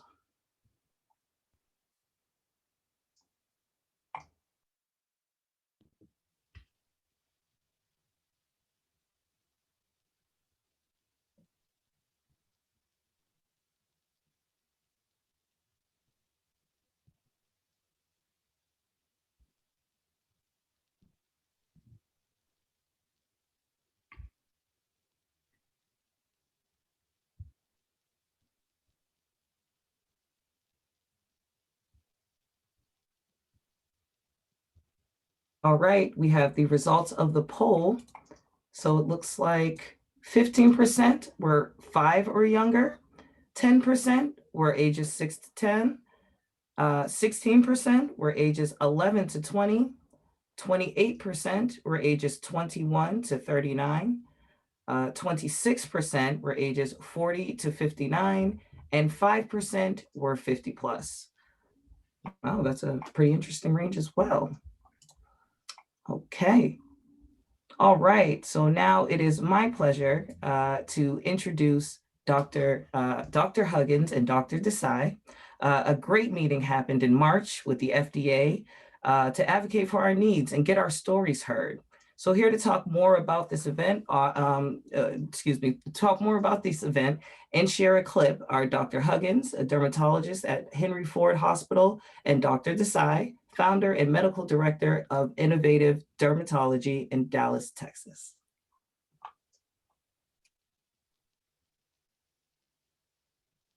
Sharon, thank you so much for the kind introduction. It's just an honor and privilege to be here with all of you today, tuning in from around the world for World Vitiligo Day. And I really want to thank my friend and colleague, Dr. Huggins, who I get to share the virtual podium with today, as well as all of you, Sharon and Eric and the whole group at MyVitiligo team and the Global Vitiligo Foundation for all the hard work in putting this together. We have a few slides that Dr. Huggins and I have put together, and I am going to take control of the screen and hopefully be able to walk you through some of these. And we're going to talk a little bit about advocacy and why every year we have more and more of you amazing, inspirational patients and family members who are getting involved with advocacy. So if I could get control of the slides from the technical department to our first slide.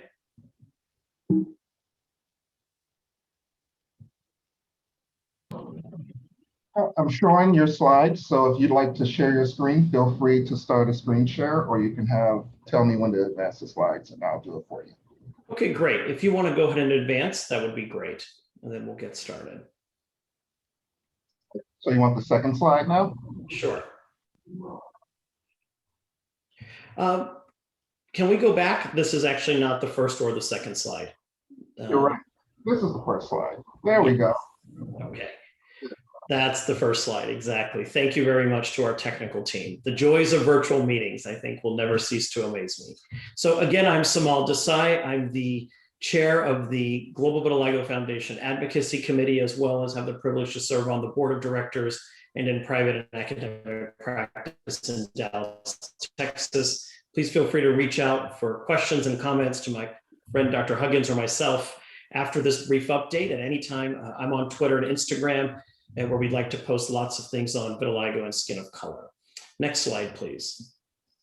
Before we dive into what really transpired as a historic moment at the US Food and Drug Administration earlier this year, Dr. Huggins and I thought it would be important for us to give you a little bit of background on where we started in our advocacy work, what advocacy really means, and how it led to a really phenomenal event held just a couple of months ago with the US FDA, which was a historic event. The first time the United States Food and Drug Administration ever held a patient-focused drug development meeting on vitiligo, and we'll get more into that.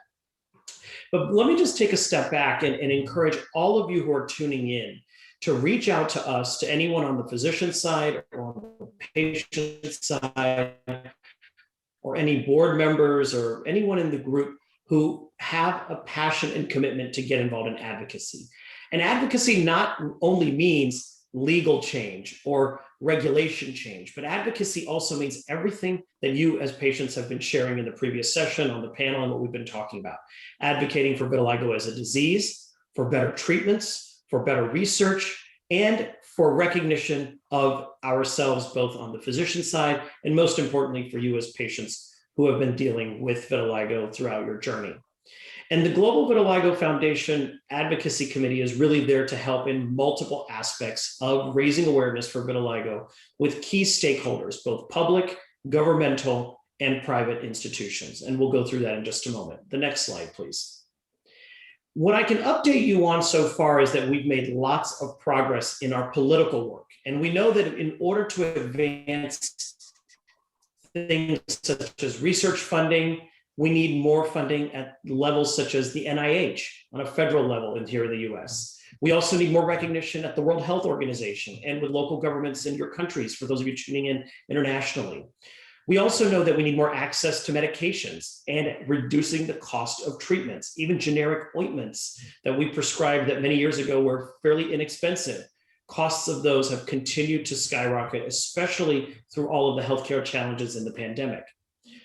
I will mention, some of you are aware that in October of 2017, we held our first ever inaugural Advocacy Day in the United States Capitol in Washington, DC, where we had close to 30 of you who joined Dr. Huggins and myself to physically go and meet with senators, elected officials, congresswomen and congressmen, and policymakers to talk about why vitiligo is a disease that deserves recognition and attention, especially on a political level, because that's where we hope to affect change. Next slide. These are just some pictures. You can see of some amazing people who are here. You may recognize some of these people. I know Rochelle is on. You can see her here. We had an amazing turnout, and you've seen these before, but I always want to share these pictures. If you continue going through the next few slides, you'll see some other images. Alicia, many of Pat Rossi, Vicky, so many of us who were there in solidarity and really wanted to share this story and this message. You can see Kim Boyd and so many other amazing individuals, Wallace Henry. I can't name them all in the interest of time, but they're all on today and they're all involved. This is Steny Hoyer, who at the time we literally ran into in the hallway, who was the most powerful Democrat in Congress at the time. He took the time to meet and talk about vitiligo, didn't even know what vitiligo was as a disease. But these sort of personal, impactful conversations really help to change the pulse of the needle. And we are continuing these efforts even during these virtual challenging times. Next slide. So as we dive into where we were and now where we have ended up in 2021, we ended up with the first ever public hearing as a patient-focused drug development meeting for vitiligo. And some of you know that I serve on the US FDA. I've been a voting member of the US FDA's Compounding Hearing Committee since 2017. And I'm the only dermatologist who serves on that in that role. And I can tell you that to see the amount of interest that the FDA has taken in skin diseases, particularly like vitiligo, and not necessarily the big diseases that previously were addressed, like psoriasis or eczema. Many of those have larger groups that have been supporting awareness and research for many years. For disease like vitiligo, we're still early on in our journey in advocacy. But to see now vitiligo being able to also have a dedicated meeting, just like psoriasis, just like lupus, just like eczema, is an incredibly landmark moment. And I hope everyone tuning in understands how really important and valuable having this conversation with the FDA is. I'm going to turn it over to Dr. Huggins on the next slide. And we're going to talk a little bit more about the specifics, and then he and I will come together to give you some of our impressions of what we really learned and what we know are the next steps from the Food and Drug Administration. Rich? Thank you, Dr. Desai. I'm going to let Rashad, I'm going to let you keep control of the slides, and I'll let you know when to advance. You can advance from this slide, though. Okay, so you heard about me just briefly, Dr. Rich, Henry Ford Dermatology, Department Dermatologist, and I'm the chair of the Global Vitiligo Foundation Community, which is the support group section of the GVF.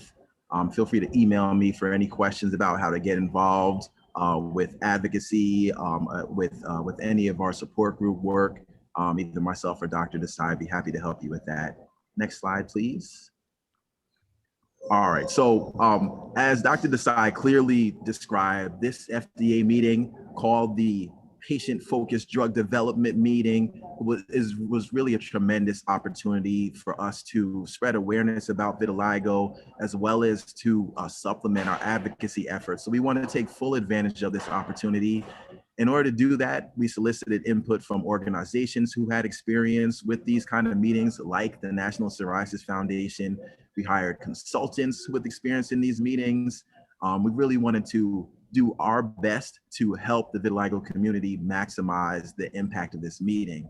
So we organized virtual meetings, first for our US-based vitiligo support group leaders, and then for the broader vitiligo community, to make sure everyone was fully understanding the significance of this meeting, how it was going to run, and the various ways that they could participate. And finally, we organized orientation and training sessions for all of the invited PFDD speakers from the community. Next slide. Just a photograph from one of our initial sessions with the vitiligo support leaders. Next slide. So we still don't know exactly how many people attended this meeting. We won't know until the full report comes out in the next couple of months. The biggest idea we have of how many people attended was our pre-registration figures.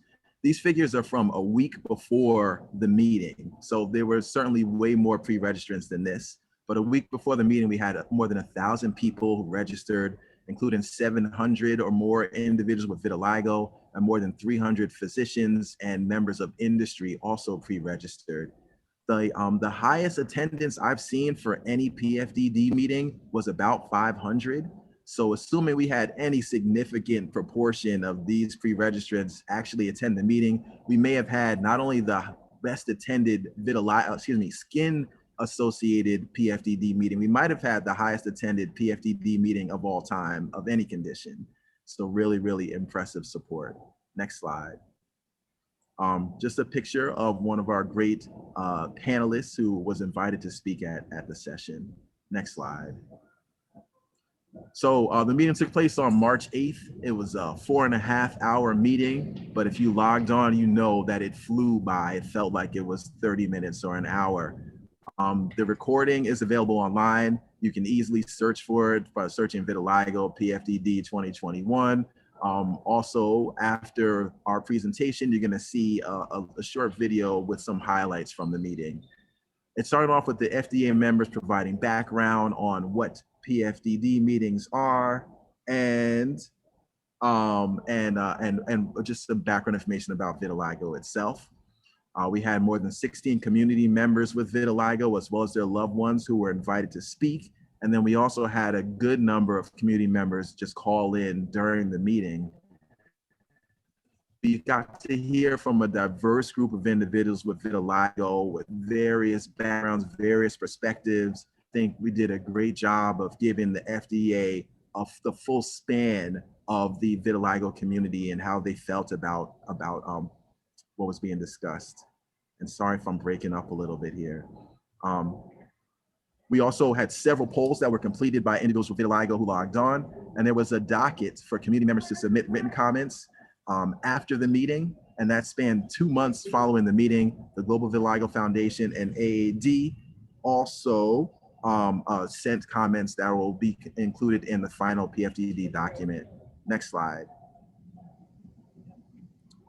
Just a photo of kind of the wrap up of one of the wrap up periods in the meeting. Next slide, please.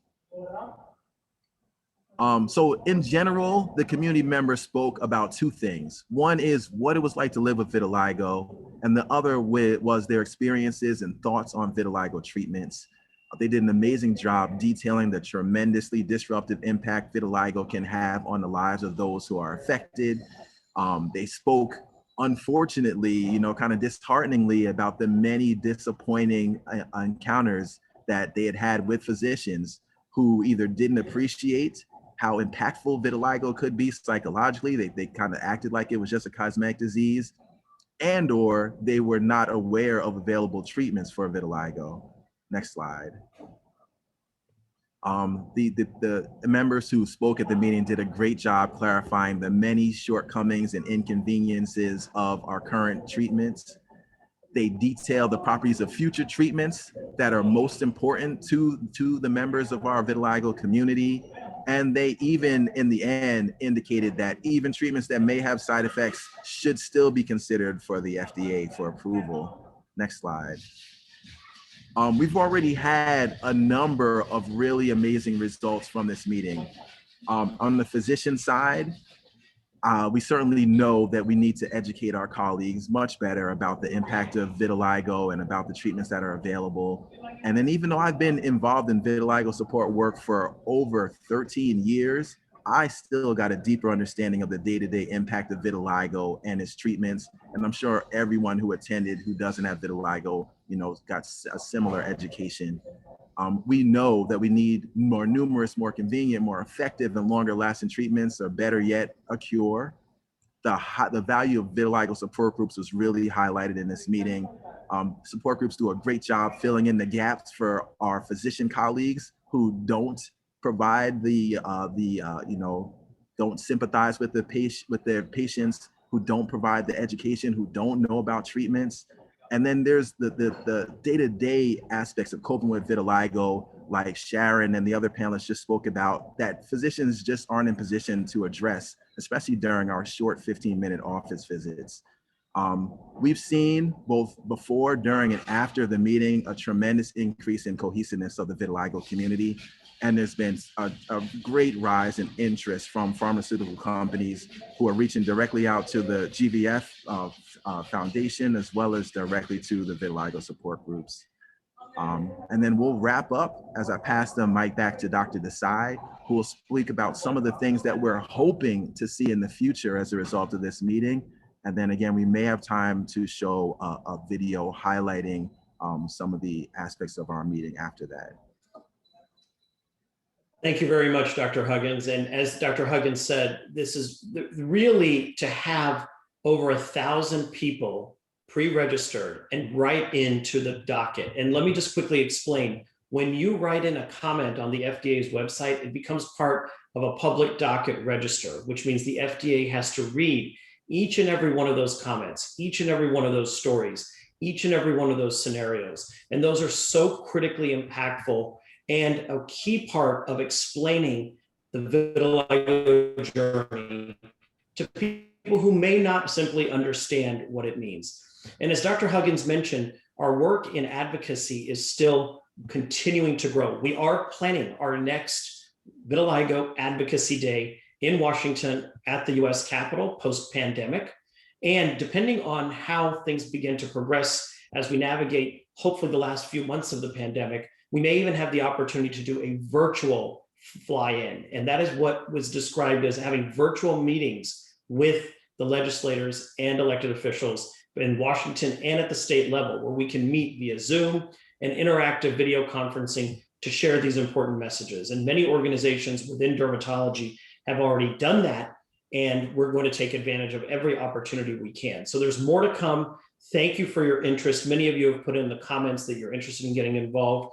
Dr. Huggins and I would embrace that, and please reach out to us.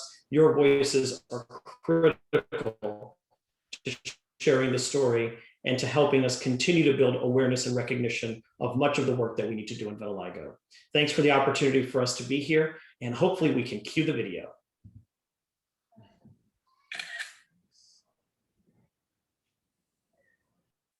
So my vitiligo journey to date has been a very difficult one, ranging from shock, disbelief, and frustration to education, advocacy, and sharing of my vitiligo experiences with the community. As I have a darker skin tone, my noticeable vitiligo draws the most attention from others with unwanted stares, disgusted looks, and unspoken questions. Returning to school post-treatments was painful, with blisters, caked ointments on my skin, a sore face, and extreme discomfort from clothes chafing against my treated skin. And my recent punch grafting surgery wasn't exactly an easy experience either. I used to swim, bike, skateboard, play the violin at concerts, and manage track and field at my school. But due to my vitiligo and the painful side effects of the treatments, I cannot practice the violin or participate in performances, club meetings, or social gatherings as much as I would like. During the pandemic with remote learning, I am always off camera on Zoom to avoid prying questions from my peers, and this impacts my interactions in class and hinders my level of learning. I have also been the only kid with vitiligo in my entire elementary, middle, and high school, which makes me feel often very isolated. The impact of vitiligo and the lack of treatments to limit disease progression has burdened me psychologically and emotionally, and stigmatized me socially in ways that I cannot adequately explain. At a time of my life when I was ready to explore the world, learn new things, and have fun, vitiligo chipped away at my morale, self-esteem, confidence, and quality of life.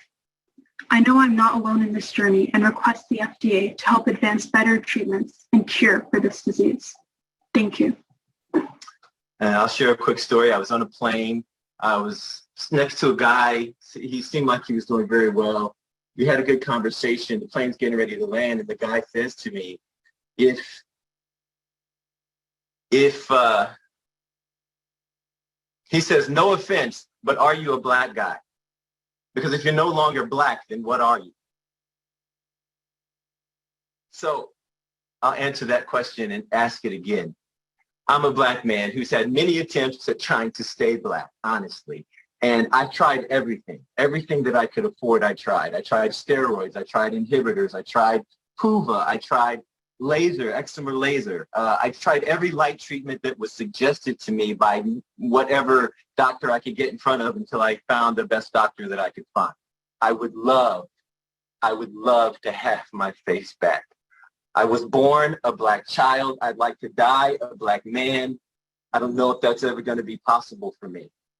But it's important for me to represent people with vitiligo. Hopefully in my lifetime, there'll be an affordable treatment that everybody can have in our country.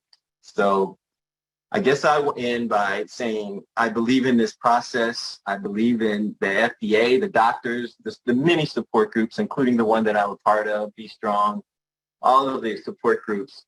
And if there's a drug that's in development or a treatment that's in development, I'll leave everyone with this question. And the question is quite simple. It is, what are you? And to me, this entire group, this entire process, is what are we? And hopefully we can be the beginning of the answer.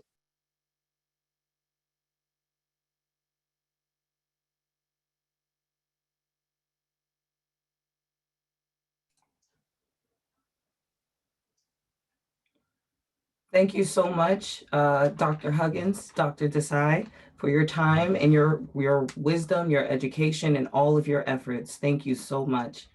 Now we are going to have another poll question because we know you guys love polls.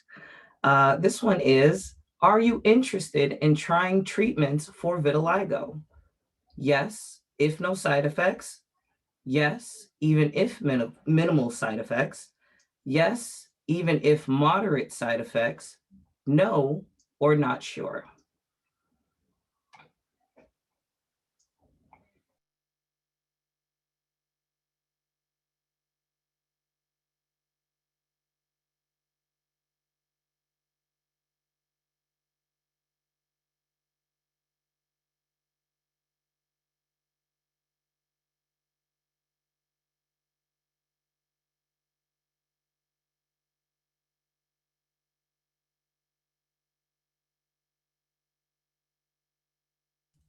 All right, the results are in.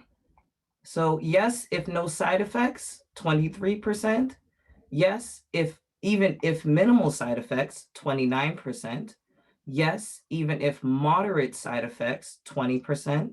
No was 14%, and not sure was 13%. I think that's very telling. And it's, it's interesting that a lot of people said yes, and they had their conditions, definitely goes with, everyone heals in their own way. I think it's very important. Thank you to everyone that participated in the poll. Now we are going to have our doctor panel. We have a fabulous panel of experts joining us to answer questions.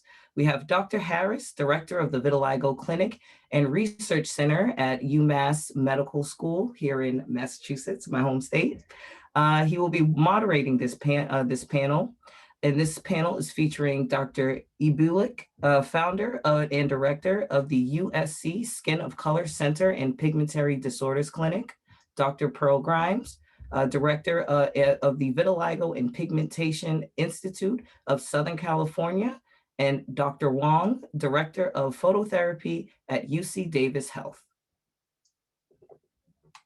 Everyone, I'm excited to be here. As Mark said, very appropriately to honor World Vitiligo Day. I never quite felt quite right to say celebrating World Vitiligo Day, but here we are honoring it and those who have it. And I'm honored to be moderating this panel today. So we've got some great speakers. I realize that this is a West Coast group. I guess I'm the only one that's the odd man out. Two of them are East Coast transplants, so maybe that works. Dr. Elbaluk and Dr. Huang used to be near me and now are on the other coast. And the introductions have already been done. So I actually want to jump right into the questions because we have a lot of them and we're going to do them rapid fire so we can cover as many as we can. And I would ask you, if you can, to try to keep your answers brief. We do try to do this every World Vitiligo Day. I've enjoyed the content so far. We always try to answer questions and provide physician input into the questions that come up, because there are often very many, and there's often a lot of misinformation out there. So we want to connect with you directly. This is one of our favorite, at least one of my favorite things to do, to talk to people directly and answer questions. I could do this all day, but we don't have all day. So thank you, Dr. Grimes, Dr. Elbelick, and Dr. Huang for joining us. And I am going to do my best to fire the questions at you, if that's okay. So I've got a few. There were some submitted before the conference. There have been some submitted during the conference. I'm going to collate them and let you decide who wants to answer them. So if it's okay if I start, I'm going to start with, does puberty play a part in the progression of vitiligo? Anyone, or are you going to call on someone, John? I'm going to ask whoever. Actually, Dr. Grimes, as a pediatric dermatologist, how about you take that one? I'm not really a pediatric dermatologist, but I see lots of kids with vitiligo. As the expert in pediatric vitiligo that we all recognize. You know, I think I can answer that. There is a cohort of kids who may progress during puberty, but it's certainly not a universal phenomenon. I don't even think it occurs in 50% of kids, but you will have a smaller cohort who can progress with the hormonal changes of puberty. Thank you. I think and go ahead, Dr. I was just going to say, like, I agree with Dr. Grimes 100%. In my experience, it's been not so much progression, but we do recognize from the epidemiology that half of people with vitiligo will present before the age of 20.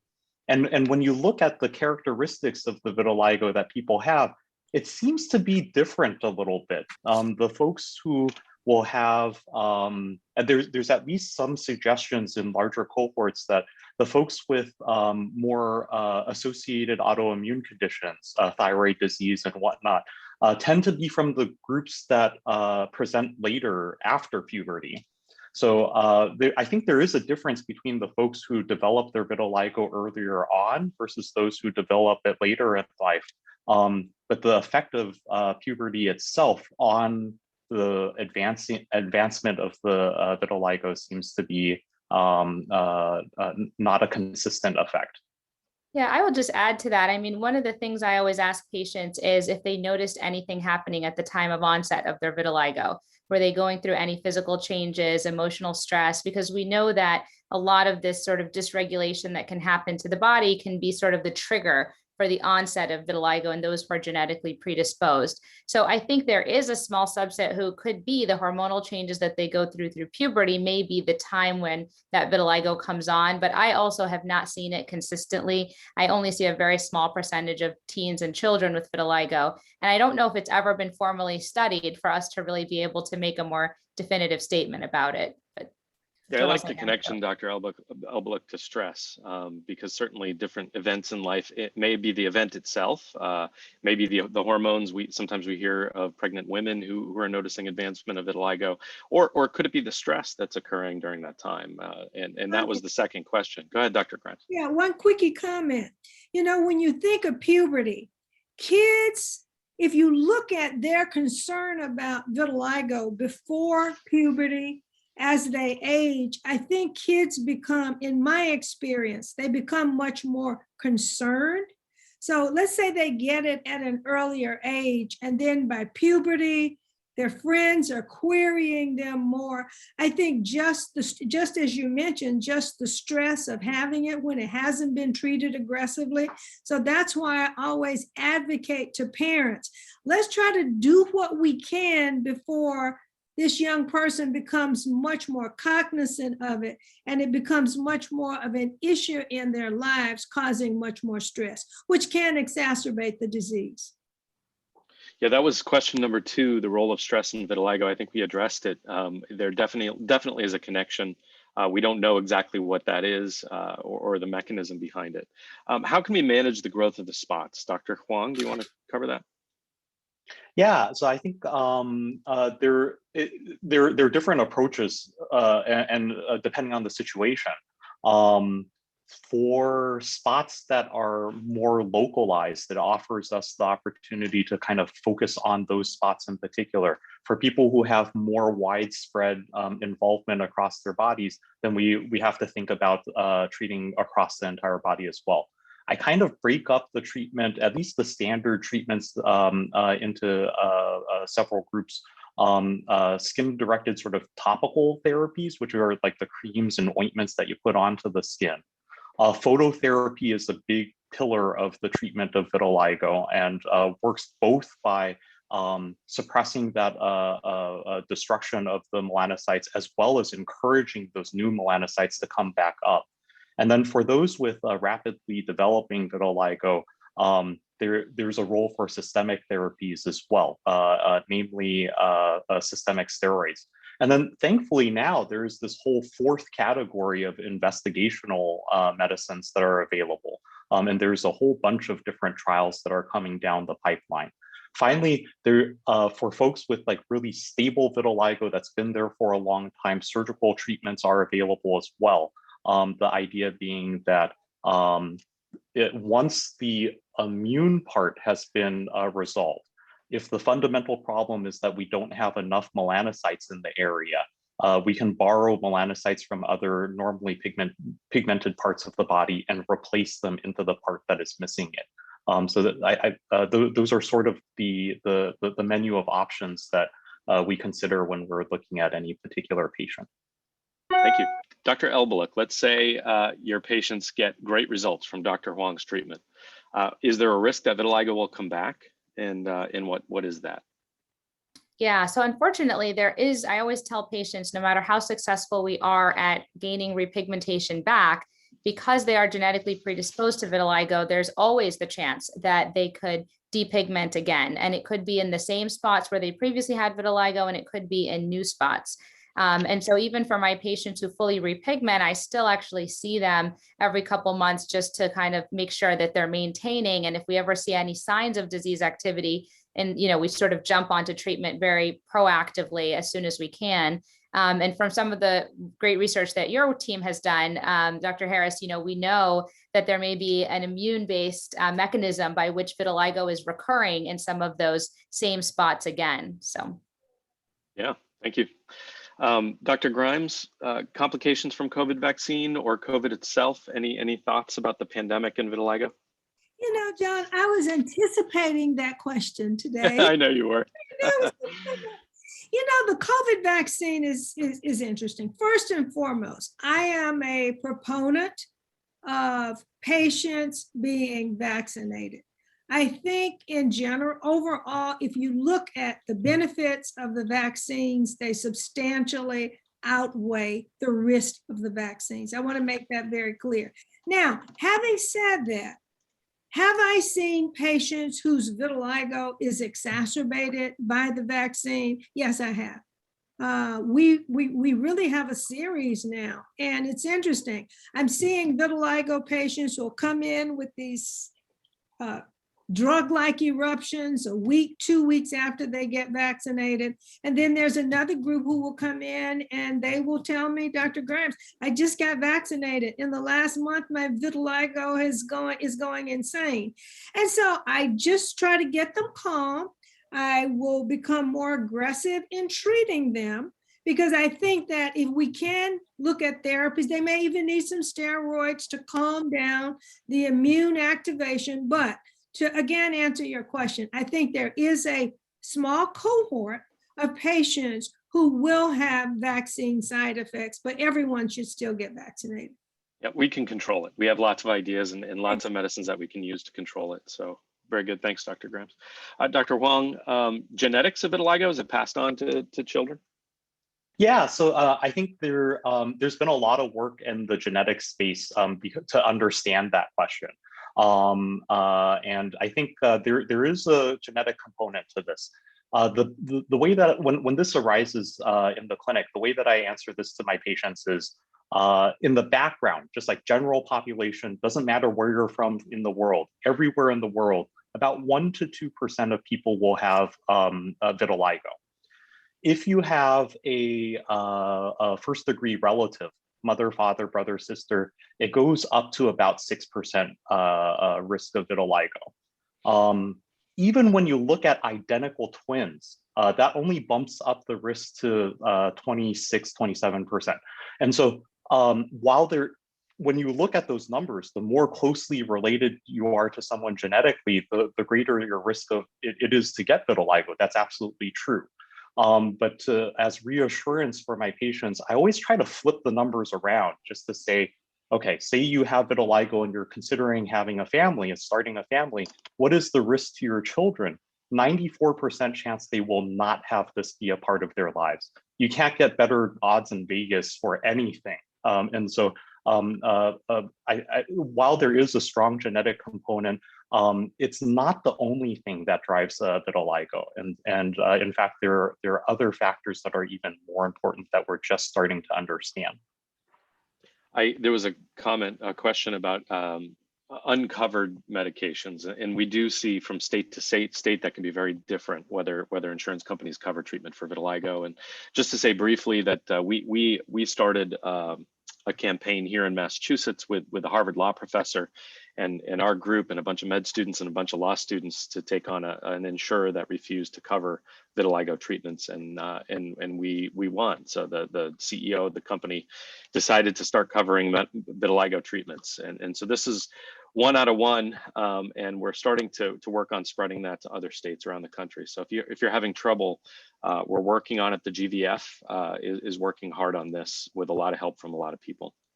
I want to ask about, we talked about what causes vitiligo. I think Dr. Huang, you addressed the genetics of it. It's an autoimmune disease. The genes kind of turn on the immune system a little extra hard, and the immune system attacks the melanocytes to cause the white spots.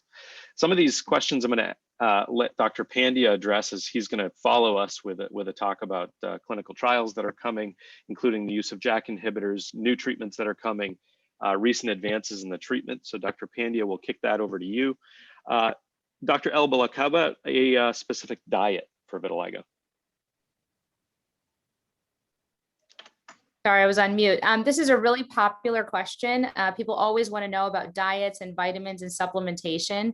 So unfortunately, we don't have any well-controlled sort of studies that really allow us to say, give evidence-based recommendations about diet and vitiligo. But what we do know about the disease is that antioxidants can help with stabilization of vitiligo, meaning preventing progression of it. And it may even aid in repigmentation when people are doing other concomitant therapies, such as phototherapy, the topicals we do, et cetera.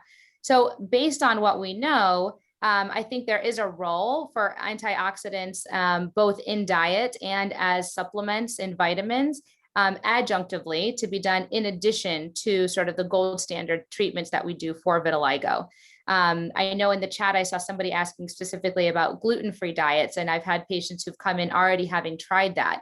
So we don't have any data to support that you should try a gluten-free diet unless you are somebody who has celiac disease, who are individuals who should be on a gluten-free diet to help control their disease, as well as the skin manifestations that they can get in association. But there's only one case report of a patient that had very refractory vitiligo that didn't have celiac disease that seemed to get some improvement when they went gluten-free. But that's one isolated case. At this point, I think the general recommendation is that unless you have celiac disease, do not go trying a gluten-free diet. But I think trying a diet with higher in antioxidants certainly won't hurt, and it may offer some benefit, but we still need some studies to actually really show that scientifically. Thank you. Dr. Grimes, I have an individual here who said that she has had vitiligo for 8 years and lost 95% of facial pigment, but is starting to repigment, which is not desirable in this case. Is there a way to remove the pigment and gain an even tone? Well, okay, so she's lost 95% of her facial pigment, but I'm going to assume that she still has substantial repigmentation on other areas of her body. Number one, if she still has substantial repigmentation on other areas of her body, I would not use monobenzyl ether of hydroquinone or benequin. If she's just attempting to lighten her face to have it blend in, and she doesn't want to undergo the rigors of repigmenting her face, And I will mention that the face, no doubt, is the easiest to repigment. And even though she's lost 95%, the face can do phenomenal things. But again, assuming she doesn't want to go that route of attempting to repigment her face, then this is a patient that I would probably use hydroquinone. And I've done it for patients on the hands, and they have been phenomenally satisfied. So it might require a higher concentration of hydroquinone beyond 4%, but that would probably be what I would institute, along with aggressive use of a sunscreen. Thank you. Dr. Huang, what does it mean when the hairs turn white in the vitiligo spots? Oh yeah, so this is a really interesting part from the science perspective. We understand that there is a population of stem cells that are responsible for making these melanocytes that live around the hair follicles. And so looking for those white hairs is something that we're always looking for, because that is the direct reflection of how many stem cells are available in that area to repigment. In general, if there are a lot of white hairs, and I think a lot of us use this 30% cutoff in a given lesion, it's harder to get repigmentation in those areas. And so it's one of those clinical signs that we use to give a little bit of prognosis and a little bit of like guidance in terms of where can we plan to see the greatest success, where are the areas that are going to be most of a challenge. Great. Dr. Albulloch, ideas about vitamin D? I know you already talked about diet and some antioxidants. How about vitamin D in particular? Yeah, so vitamin D, Dr. Grimes really should speak to this. She's a big fan of vitamin D, as am I, but I think vitamin D is really a powerful hormone that regulates so much in our body. And I think it does play a role in pigmentation. There are melanocyte receptors that are associated with vitamin D, receptors on the melanocyte. And so I do check vitamin D levels in my vitiligo patients. And if they are deficient, I do recommend replacing their vitamin D so that they are within the normal range. And there is some data to support that repigmentation vitiligo does correlate with serum levels of vitamin D. The data, as it is with many vitamins, minerals, is still limited. But I think given the roles that vitamin D plays in so many aspects, including pigmentation, I think it is worth making sure that they're at least within the normal range. So I think it's an important one to check and follow. And I know Dr. Grimes will want to say something about vitamin D, so I'm going to pass the baton to her as well. Yeah, just one comment. There was a recent, very nice meta-analysis that really did document that vitiligo patients are at a higher risk of having vitamin D deficiency. And given the fact that it's not a vitamin, it's a hormone. It modulates major gene functions. So it's a key modulator of your innate and adaptive immune response.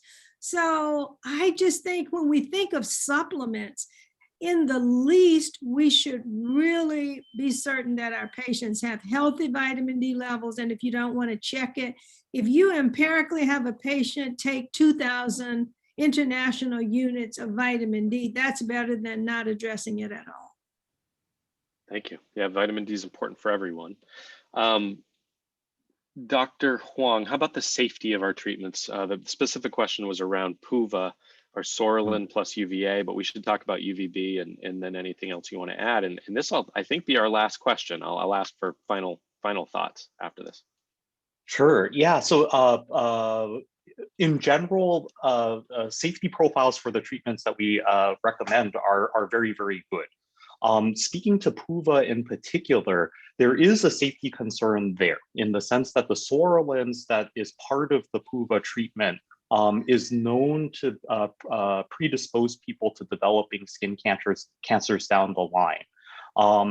There've been a number of, there's a whole body of research around phototherapy for vitiligo that's been nicely summarized by members of this group in treatment recommendations for that reason really recommend narrowband UVB as the preferred treatment modality in the phototherapy space, both for better tolerability, better color match after repigmentation, and overall safety profile.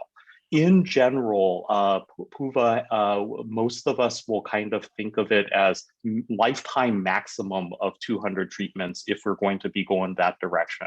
But at this point, there's not really any reason to do PUVA if you have narrowband UVB available. Great. All right, my friends and superstars of vitiligo, any final closing thoughts? I don't want to take any more from the great programming after this.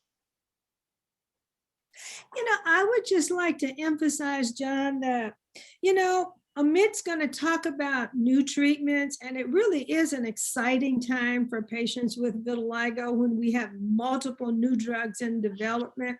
But when used appropriately, we can make significant strides with the current tools in the toolbox. Why am I the sixth dermatologist that every one of my patients has seen after the first 5 told them there was absolutely nothing that could be done for vitiligo? I know that's our story. Every one of us has those patients, and we're trying to change that. This is a part. Having these events is a big part of that. I know we all speak everywhere to try to change that, but you're exactly right. I think we forget to talk about that. There are new treatments coming. It's incredibly exciting. Dr. Pandya is going to have a chance to get everybody excited, but the ones we have now do so well if done right and if we're patient and we use them appropriately. So thank you. That was a perfect final word. Dr. Elbullock has a final word. Go ahead.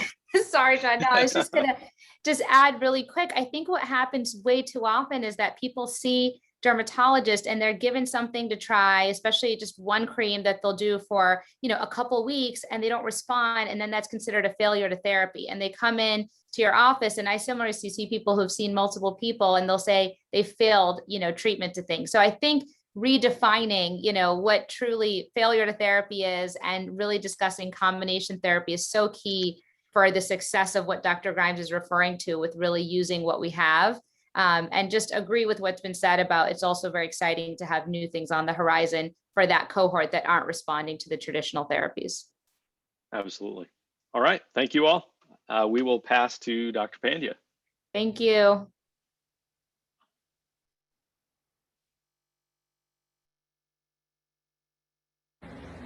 My name is Jahira Dario, and I'm 17 years old. I was diagnosed with vitiligo when I was 4 years young, so 13 years now. When I was first diagnosed, I felt more distraught, if anything, like why me? I was confused as a toddler, not knowing why I was different or why I was chosen to be different. As of today, I know my purpose. I know that I'm meant to embrace vitiligo, and I love the skin I'm in.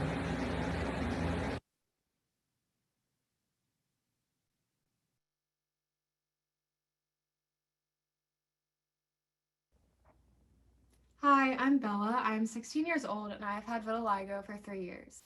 When I was first diagnosed, it was a very overwhelming experience for me because I really had no idea what the disease was, and I was told that I could only treat it with topical treatments that would take a long time to work, and I really saw little results, so it was really overwhelming and I felt pretty hopeless at the time. But as time went by, I went to specialists and they found me new treatments that seemed to really work, and I learned more about vitiligo in general. And today I know now that these treatments I can use in the future if vitiligo ever becomes more prevalent in my life, and I feel more comfortable in my own skin.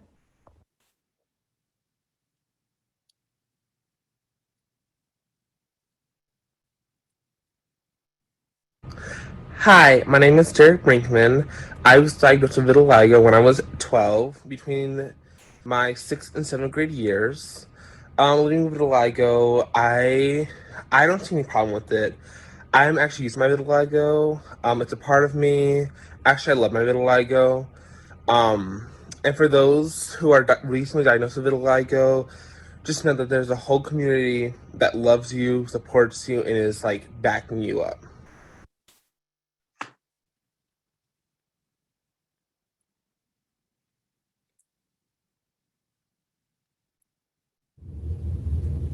Hello, my name is Curtis Nickerson. I'm from Houston, Texas, and I have vitiligo since I was 6 months. Well, it's like I have vitiligo. I had it all my life, so it's normal for me. What I like for everybody to know is that vitiligo is not contagious. It's just an autoimmune disease that happens in the skin.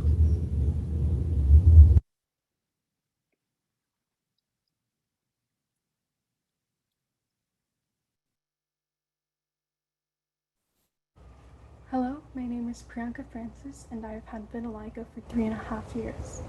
When I was first diagnosed, I felt very lost and alone, as well as very uncertain about my diagnosis just because there weren't a lot of known things about vitiligo. However, over time I was able to grow to love my differences and be comfortable in my own skin. However, I still feel a bit uncomfortable when people stare at me or make their own assumptions about my skin. However, I have an awesome support network in both Fit Friends and through my friends and family.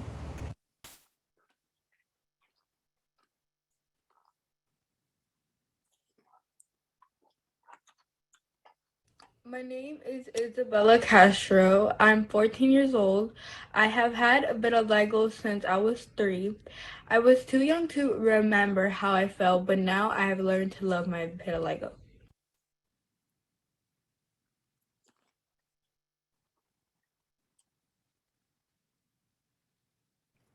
Hi, my name is Tia Renee.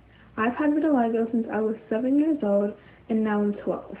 Vitiligo is not that hard for me to deal with because I have amazing friends who support me and I have a wonderful mother who reminds me that I'm beautiful every day.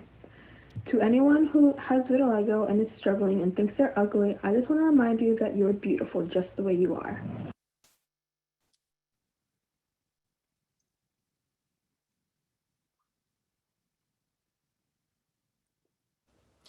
Hi, my name is Taya Thompson, and I'm 17 years old. I've had vitiligo ever since I was 7 or 8, and I was always very scared and intimidated by what others would think of me and my skin condition because of how different it was, and people weren't used to it. I was I didn't have a big confidence booster. It really teared down my confidence. Now that I'm older and I've had more experience with my vitiligo, I have more confidence in myself and I like my skin. And I wouldn't change it for anything else in the world. And I think it makes me who I am and helps me grow as a person. Thank you.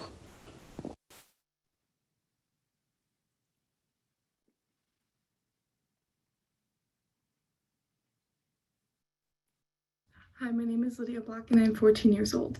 I was diagnosed with vitiligo when I was 9 years old, and being at such a young age when I was diagnosed, I didn't really think much of my diagnosis until I got older and realized that this was not something that everyone else had. Nowadays, I love my spots and I want everyone to embrace the skin they're in and just enjoy and celebrate their uniqueness.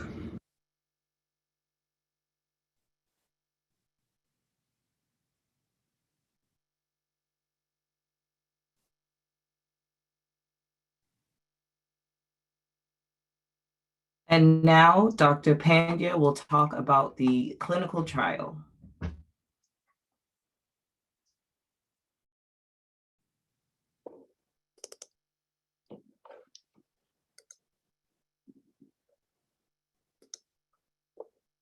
Hello, everyone. Hopefully you can hear me. I'm going to be speaking about clinical trials for vitiligo. I'm a dermatologist at the Palo Alto Medical Foundation in Sunnyvale, California. I'm actually speaking to you here from San Francisco. I'm also a clinical professor at UT Southwestern in Dallas, where I was there for 30 years as a professor. So I only have about 10 minutes to speak, but later this fall, I believe in October, we'll be having at least a 1-hour program on clinical trials. So if you want to know more about what's going on in terms of studies, you can tune in at that time. But before I start, I just want to put something in context. I have seen a lot of questions today about cure. Well, I want to just address that by saying, when will there be a cure? Well, it depends. It depends what type of vitiligo you have. It also depends whether you're early or you've had it for 20, 30 years. It depends if you have it in your face versus your hands and your feet. It depends if they're small versus large.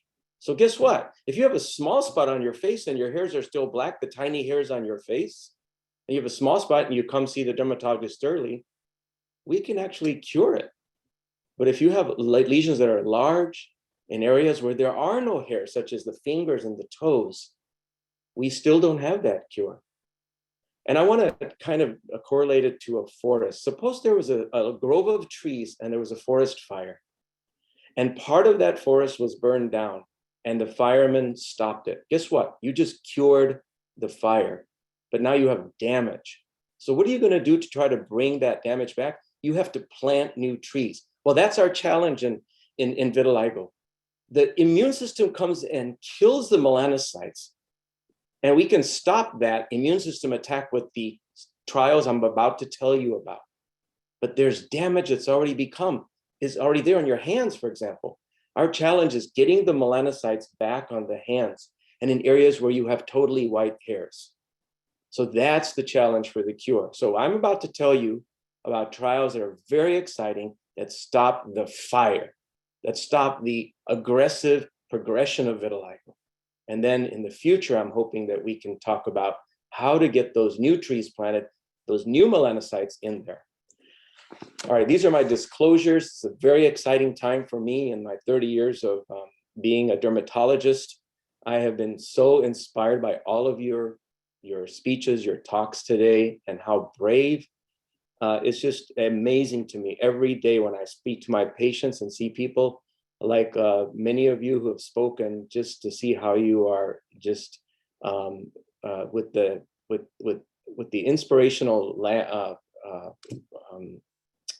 comments you made, just how you are going through life with this condition. And it inspires me every day to come in and help with vitiligo. So I'm working with multiple companies on different treatments for vitiligo. So what is the FDA approved drug development process? What does this all mean? Phase 1, phase 2, phase 3? Well, I'm going to try to explain that to you very briefly. The FDA has a process of approving drugs. Phase 1 studies are usually healthy volunteers. Often these are college students who just need, to extra money, and then they go in and they give the drug to these normal individuals usually, and they give it to them for a little time, and they just see whether it has any safety problems. That usually is quick, several months. Now, phase 2 and phase 3 studies are the big ones. Those are the ones you will likely be invited to join. Phase 2 studies are prior to approval, up to several hundred people with vitiligo, and the purpose is to determine the best dose, the efficacy, and the side effects, and they last several months to 2 years. So this takes a while. So, for example, a pharmaceutical company will say, hey, we want to try a 10 milligram dose pill in some people, 20 milligram pill dose in another group of people, and 30 milligram dose in another group. So in other words, they're trying to determine which dose is the best. And of course, there will be a placebo group also. Now let's go to phase 3. These are the big ones. These are the huge studies that are the final studies before approval is granted by the FDA. 300 to 3,000 people with vitiligo. The purpose is to determine efficacy, does it work or not, and side effects. And this lasts 1 to 4 years. Very expensive. Many centers are involved. And here, the pharmaceutical company has decided on the best dose. Okay, we decided that 20 milligrams was the best dose from our phase 2 study. Now we're going to give 20 milligrams to 2,000 people, and we're going to determine, does it work? That's the big one. And that's the one that they submit to the FDA. And then the FDA determines, are we going to approve this for every doctor in America to prescribe or not? And so by the time it gets to phase 3, you have a lot of drugs that just haven't made it. Okay, they've just been kind of set aside because they just did not work. Finally, there's phase 4 studies, which now the drug is already approved for any doctor to prescribe. And now they want to know, okay, what are the 200,000 patients who are taking it? What's happening to them? It's called post-marketing study. And that's to look at efficacy and side effects. So that's how these are done. And so what you really want to pay attention to are the phase 2 and the phase 3 studies. These are the pipeline ones. Now, these are some of the questions that I think that patients should ask because I'm a doctor. My number one priority is the patient. I want to make sure that the patient is getting the best, treatment, the best education, et cetera, et cetera. And we're your advocate. So first of all, here are some of the questions I would ask. What is the purpose of this study? Why are you doing it? And why do researchers think this is effective? Is there evidence that your medicine would even work for vitiligo? Has it been used for vitiligo? Has it been used in other diseases? And why should it work in vitiligo? If it's a JAK inhibitor, Dr. Harris and other researchers have already shown that if you block JAK, you will stop the signal that brings those bad cells to your skin. So JAK makes sense. JAK inhibitors make sense. So that's something you want to ask. Why do you think it'll be effective? Next one is, who funds this study? Which is the company that's funding this study? And you might want to know that. Is this a huge multinational pharmaceutical study? Is it a small startup? That might be important to you. Who has approved the study and how will the safety be checked? Has the FDA been approving this study and approving your protocol, which all studies in America that are done by that are done by pharmaceutical companies are approved by that? What is the phase of the study? Is this phase 2, phase 3, or phase 1? How many people have been treated with this drug in the past? Am I going to be the 10th person to ever take this drug in the whole world? Or am I the 1,000th person? That makes a difference, because if 1,000 people have already taken the drug, that they've already seen what side effects that can occur. I always ask that to the companies who approach me. I said, is this a new drug that no one's really used much? Or is this something that's been around? What were the benefits when these people took it? What were the side effects? Is this going to be a cream, a pill, an injection, IV? And asthma, for example, inhaled. We don't have that for vitiligo at this point, but you need to ask about that. What are the chances I'll be on the actual drug versus placebo? In other words, placebo means that it's a pill or a cream that has nothing in it. It looks like the real drug, but it's not. Is it 50-50? Now, all of us know about, playing cards and gambling, on various things to say, okay, I got a 50-50 chance it's going to work for me. Or I'm going to join this raffle. I got a 1 out of 100 chance I'm going to get the prize. So the thing you have to ask is, what are my chances I'll be on placebo? Is it 10%? Oh, I can live with that. Is it 50%? Oh, I'm not sure about that. I got a 50-50 chance of being on the drug, but many people, that's fine with them. If I got a 50-50 chance, then I'm going to go ahead and be in the study. So you have to ask that question. If I end up on placebo, how long will I be on it? Will I just be on placebo for 3 months and then afterwards you switch me to the actual drug? Or am I going to be at risk for 6 months or longer? What are the possible short-term benefits? What are the possible long-term benefits? Am I going to get vitiligo back? Do you think I'll get it back on my face, on my neck, on my chest, on my hands, on my feet, on my elbows, on my knees? You should ask those questions. And what are the different doses I could possibly be on? And what are the potential side effects of those doses? Is this just a 1 dose, or is this going to be a high dose, medium dose, low dose? And what are the long-term risks? What are the restrictions on my current medicine? Doctor, I'm already on thyroid medicine. Can I keep taking that? Doctor, I have an outside job. Can I be in the sun? Can I go swimming outside every day? Can I do that? These are questions that you should ask the doctor. When will the trial end, and will I get to see what I was on at the end? I want to know if I was on placebo. Will I know? And when will I know? Is there any reimbursement for my travel expenses? I have to drive quite a distance to your clinic and go back to my house. Is there any reimbursement? Do I have to pay for parking? Is there any part of the trial I have to pay for? And then if I don't join the study, what else can I use? Doctor, will you be my dermatologist? Will you treat me for my vitiligo? Or is there somewhere else I can go? What else can be used for my vitiligo?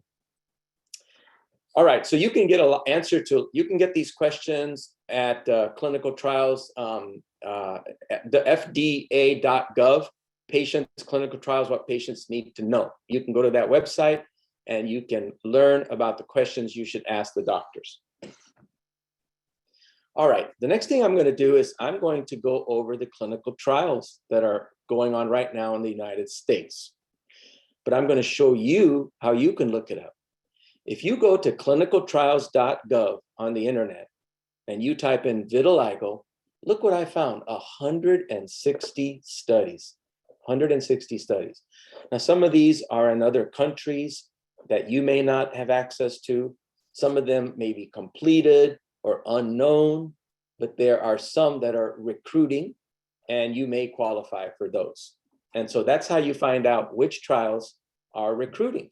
And then you can find out more about them by clicking onto that hyperlink as you see up here, for example.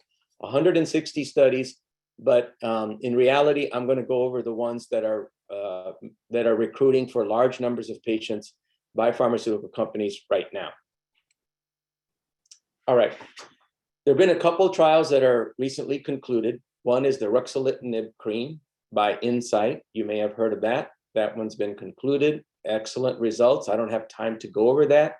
I hope in the future we can go over some of those results, but the results were excellent on the face. The repigmentation on the face after 6 months and also especially after 1 year was excellent. There was another one called Topical ATI Solution by Aclaris. And if you go to fda.gov, you'll see that they did not meet their goals in terms of success. So those are the ones that have been concluded. There are a couple trials that have already completed enrollment, which means that they've already gotten all the patients they need for these trials. They don't need any more, but those people are being treated. So there's an oral medicine by Pfizer called PF06651600. It's a JAK3 inhibitor. And there's another one called 067000841, which is a TYK2 JAK1 inhibitor for individuals with vitiligo. These medicines block the signal that brings the bad cells to your skin that kill the melanocytes. So it makes sense to use this medication. Phase 3 is exciting. Remember I told you phase 3 is the step before the FDA approves it. Well, ruxolitinib cream did so well in the phase 2, they went to phase 3, and now they're using it even in teenagers, 12 years and older, and that's been completed. So we should have the results later this year, and fingers crossed, FDA will approve this drug as the first drug for vitiligo in history. First one next year, hopefully. So that's been completed. Now let's go with the ones that you could potentially be a candidate for. First one is a device, which is actually a product called RECELL. RECELL is a little kit in which they take a small piece of skin from your hip and they put it into this little solution. They warm it for 30 minutes and then they scrape off all the melanocytes and then they pass it through a filter and then they take the vitiligo lesion off, like the segmental vitiligo you saw in a couple of our presenters today, a very stable vitiligo. They take off the vitiligo with the laser and they take the solution from the cells from your hip and they put it on and then it grows. That's vitiligo surgery. So RECELL is currently enrolling. And if you have very stable vitiligo, especially segmental vitiligo or extremely stable vitiligo, it hasn't changed for over a year, it's just very stable, you might be a candidate for that one. All right, next is the phase 2 study of something called AMG 714 by the Immune Tolerance Network. And this one is an antibody against interleukin 15. What does that mean? Well, what happens is you get an injection every 2 weeks, and this antibody blocks something in your skin called interleukin 15. Well, interleukin 15 is needed for attracting the cells to your skin, especially in vitiligo lesions that have been cured, but also vitiligo lesions that are active. So this one is enrolling right now. These are injections every 2 weeks. I don't have time to go into the details. Hopefully we will in October to go over details of this study. And the Immune Tolerance Network is funded by the NIH. They're not a drug company. They're funded by the NIH, and they're using an antibody from Amgen. All right, here are some more phase 2 studies that are enrolling. One is called the Efficacy of ARQ-252, which is a JAK1 inhibitor cream in combination with phototherapy for people with vitiligo. Notice one thing on this slide, JAK1, JAK1, JAK1. Why are we going to JAK1? Well, the reason is because JAK1 is safer. JAK1 doesn't affect your bone marrow as much. JAK1 has less chances of side effects. So notice all these companies are using new JAK1 inhibitors. That's really good news to me because I don't want my patients getting side effects, and the JAK1 is a good choice. So I'm hoping these are going to work. So the first one, what you do is you put a cream on twice a day, and you get this little phototherapy light at home, and you get to treat that area, your face and your arms, face and arms, with this light. So I'm excited about that one because it's a combination of light and the cream. The next one is efficacy of upadacitinib. That's right, upadacitinib, which is a JAK1 inhibitor for people with vitiligo by AbbVie, and this is a pill. This is a pill that you take that stops those cells from attacking your skin, so your vitiligo doesn't grow. And so this one has already been used in 1,000 patients with other diseases, and so this one is enrolling. And by the way, there was a question if some of these are in Canada, and several of these do have investigational sites in Canada. Next one is by Insight. It's INCB 054707. These medicines don't have a name yet because they're still being developed. And these are oral tablets for participants with vitiligo. Again, a JAK1 inhibitor, which is exciting because it tends to be safer than JAK2 or JAK3. And so this one's by Insight, and this one is ongoing right now. It is enrolling. And so if you qualify, you can go to that website, you can find out more. And then finally, there's on this slide, efficacy of ASO12 plant extract, oral tablets for participants with vitiligo by Sun Pharmaceuticals.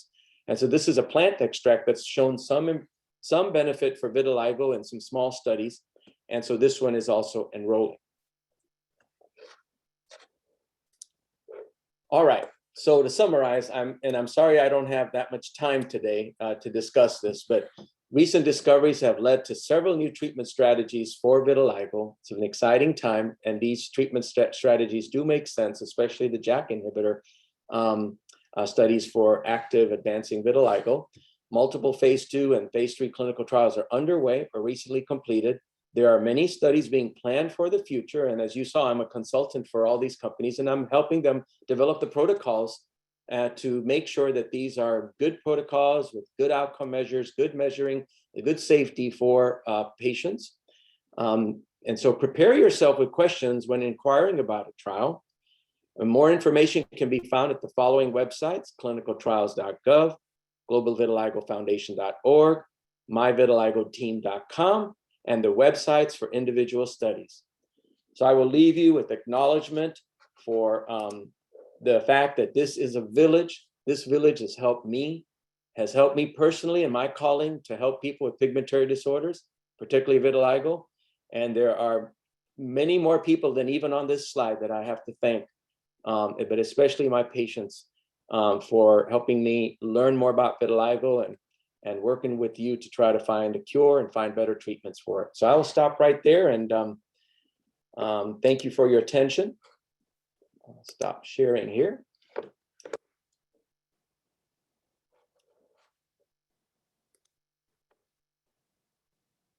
Thank you so much, Dr. Pandya. That was very informative, and I really, I personally have not participated in a trial, but I have consulted on some, and the work that you guys are doing is amazing. Thank you so much. So we are going to get into one more poll, I believe. It's going to come up on the screen shortly. And this question is, what type of treatment would you try or have tried? Your choices are topical creams, steroids, antioxidants, antibiotics, phototherapy, surgery, depigmentation, other, or none.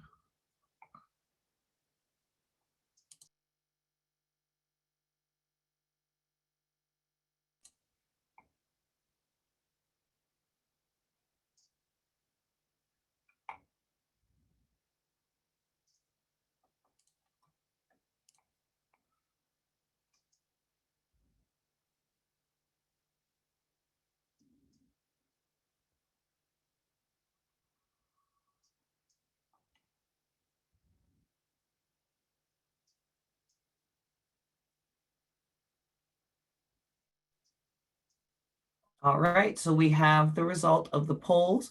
94% of people have tried or would try topical creams, steroids, 36%, antioxidants, 42%, antibiotics, 15%, phototherapy, 64%, surgery, 7%, depigmentation, 9%, other, 13%, and none, 4%. Personally, I've tried topical creams and I opted out of phototherapy for personal reasons.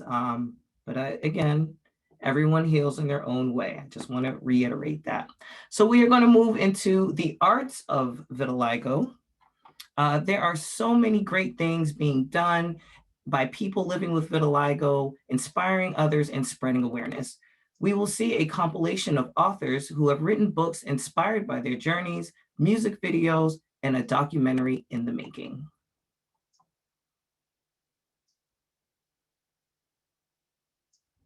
Hi, I'm Allie Standish. I write children's books, and I'm the author of How to Disappear Completely. So How to Disappear Completely is a story about 12-year-old Emma, who has just lost her beloved grandmother. And it's at her grand's funeral that she looks down and sees a pale spot on her foot. And shortly after that, she is diagnosed with vitiligo. So at first, Emma really struggles with the diagnosis. At home, her mom seems obsessed with getting her treatment, which doesn't make her feel good. And at school, she starts getting bullied. So she starts spending a lot of time in the one place where she feels safe. And it is a secret part of the woods where she and her gran used to visit called the Spinney. There, they write stories together in a journal that they kept hidden in a secret hollow in a tree. And even though Gran is no longer there to help Emma write, Emma is called to start one last story because her imagination is her escape. And one day when she goes to the Spinney and pulls out the book, she finds that somebody has written back to her. And she is determined to find out who it is and why they are writing to her. And it's through solving this mystery that Emma, with the help of a new friend who accepts her for exactly who she is, learns to see herself and her vitiligo in a very different way, as something that makes her stronger and kinder and more creative and resilient and unique. So I wrote this book after my husband was diagnosed with vitiligo, just like Emma.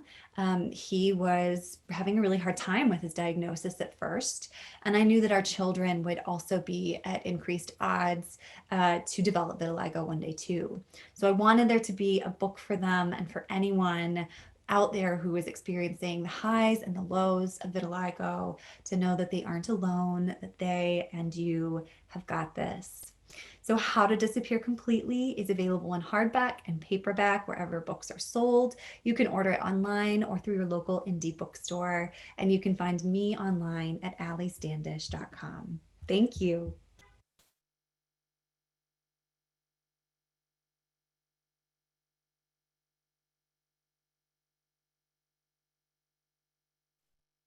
This is author Nakia Jones with the book Super Spots. I have really enjoyed the journey that I have been able to take with writing this book, Super Spots. I was diagnosed with vitiligo 3 years ago as an adult, and it was pretty challenging. But I am so thankful that I stopped wearing makeup. I wrote this book, Super Spots, and it has helped so many children be able to live with the differences that they have. Not just children and adults with vitiligo, but also adults and children that have differences that people can see. And so we cannot change the way that we look and the things that happen to us and what we're allergic to. We have to learn to live with them, but we can still live with confidence and live an amazing life regardless if we're different or not. And we can be very positive about it. It starts with us. So I'm thankful that Super Spots has taken me to schools, daycares. It has taken me to 30 different states in the United States. It's been such an amazing ride. And so I would tell anyone that regardless of what your difference is, don't mask it. It is your story.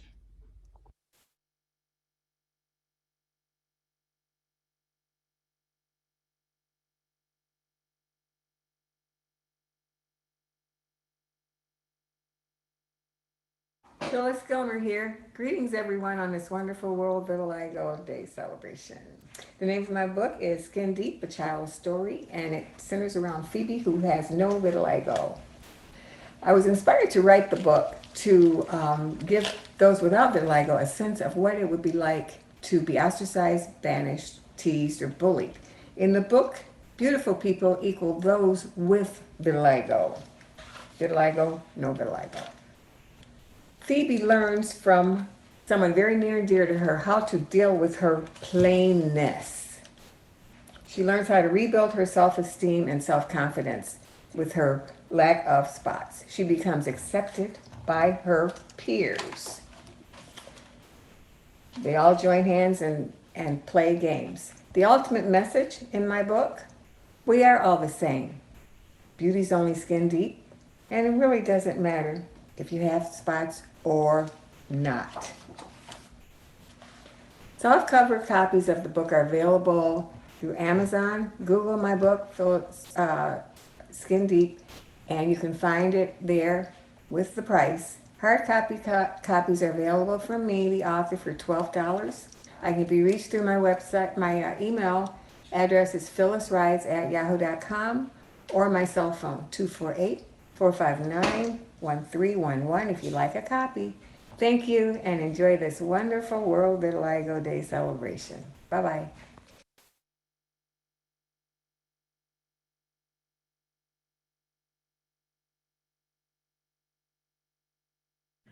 Hello, my name is Kim Kirkland. I'm a Maryland-based author of several children's books, and one of my favorite is titled Vitiligo Doesn't Scare Me. This book was inspired by several people. I have cousins who have vitiligo, and I had a special friend who has vitiligo. And he said there weren't children's books out there that children could relate to. There was information and pamphlets, but not really a children's book. And I think this is really a magical book that all children and as well as adults will enjoy. So within my book, I answer several questions that individuals may have. For example, once you go to the doctor, they'll tell you about vitiligo and they'll tell you about why you lose your melanin. Can you say melanin? That gives you pigment and gives you skin color. In addition, it answers questions, does vitiligo only happen to small children? Well, the answer is no. It can happen to anyone. It doesn't discriminate from your race, your color, your age, or your gender. And you might wonder, will people look at you and stare? Well, it's okay for them to look and stare because you are unique, beautiful, and wonderfully made. And you should embrace your uniqueness. I really wrote this book to promote awareness because you can't catch vitiligo. Some people don't know that. And your friends at school may be curious as well. And you might wonder, do you wear cover cream or not? It's up to you. You have really choices in the matter.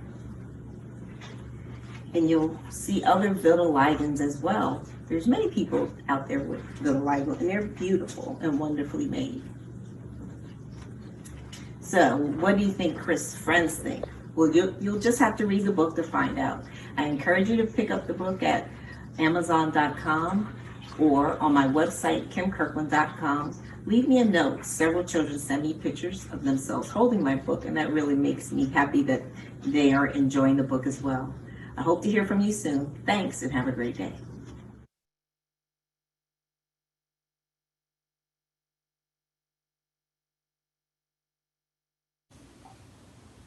Hello, my name is Danielle Wheeler, and I wrote a children's book called I've Got Spots, a story about vitiligo. I was inspired to write this book when I first got vitiligo, and I was looking for information about it, and the only information I could really find was how to cover it up and people looking for a cure. I wasn't really finding any messaging around how to love your vitiligo and how to embrace it. And I didn't really notice any characters in books or many characters on TV or anything. So I wanted to write a children's book about accepting it and loving your vitiligo that I affectionately called Spots, and wanted to create a character that children with vitiligo could identify with. So here's one of my favorite pages. Animals never wonder why they have spots. They just do, and I like that a lot. Some animals need their spots to survive, so I'll love my spots too, and I will thrive.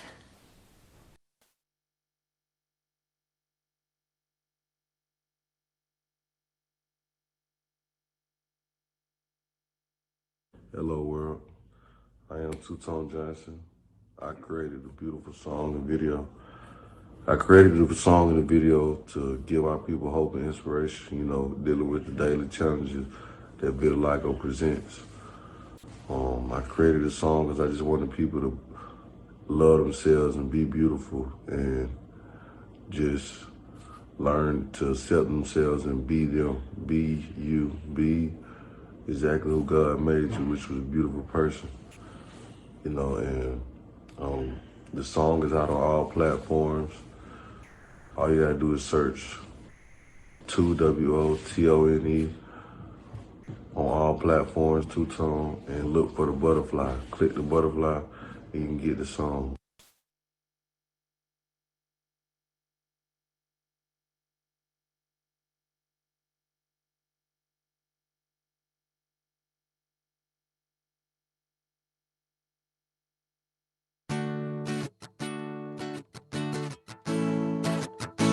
I want to win a Grammy for this one. No cap. Not even for the money though. I did this one for my people.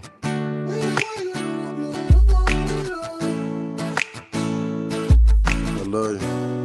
I know we've been through a lot of things, but Vitiligo, I love you. Always and forever. Love you, sir. Yeah. And I wrote this song for the beautiful souls that suffer from the same condition I do. Love yourself, you're so beautiful, yeah. Vitiligo, you're so beautiful. And I wrote this song for the beautiful souls that suffer from the same condition I do. Love yourself, you're so beautiful, yeah. Vitiligo, you're so beautiful, yeah. Vitiligo, you're beautiful, so lovely. Just love yourself. Vitiligo, you're so beautiful. Just love yourself. You gotta love yourself. I wrote this song for the beautiful souls that suffer from the same condition I do. Love yourself, you're so beautiful, yeah. Vitiligo, you're so beautiful. I wrote this song to let the world know about this little old thing called vitiligo. People are hard, sometimes they can be rude, but no one will love you until you love you. One thing I know, God don't make mistakes. You were made like this, birth to be great. So you gotta love yourself, hold the mirror, embrace, and learn to accept the things that you can't change. Understand funny looks, yeah, I know that pain, but you can't change the picture God already painted. And once you love yourself, everything gon' change. And once you love yourself, no more sad days, no more sad days. Vitiligo, I love you. Vitiligo, you're beautiful. Vitiligo, love yourself. You're so beautiful. You're so beautiful. Vitiligo, you're so beautiful. Beautiful. Love yourself. You're so beautiful. I wrote this song for the beautiful souls that suffer from the same condition I do. Love yourself, you're so beautiful, yeah. Vitiligo, you're so beautiful. And I wrote this song for the beautiful souls that suffer from the same condition I do. Love yourself, you're so beautiful, yeah. Vitiligo, you're so beautiful, yeah.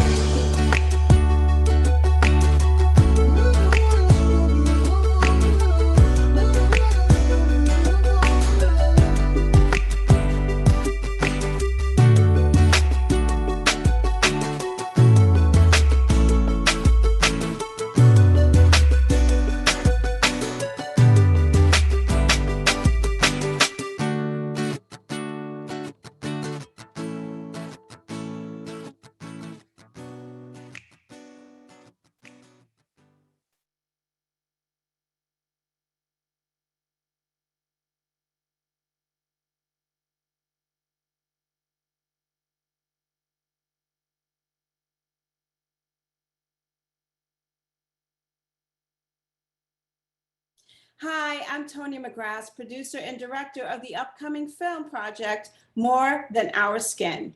I decided to make this film because I saw a need to let the stories of those living with vitiligo be heard. That it's more than the spots you see. It's the feelings, the depression, the community, and the lives of those impacted by an autoimmune disease with no known cure.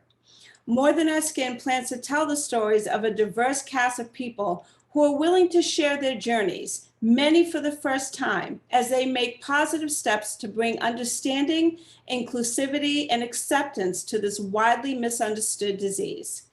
It is my hope that this film will change lives, not just for those with vitiligo, but for the wider audience who will understand once and for all that it's more than our skin. Thank you.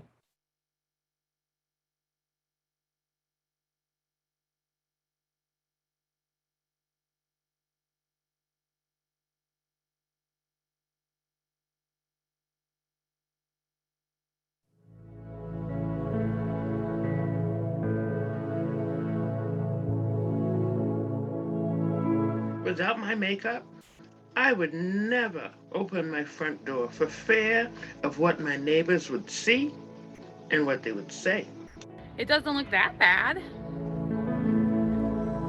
Really? I just want you to see me for who I am, not what I look like.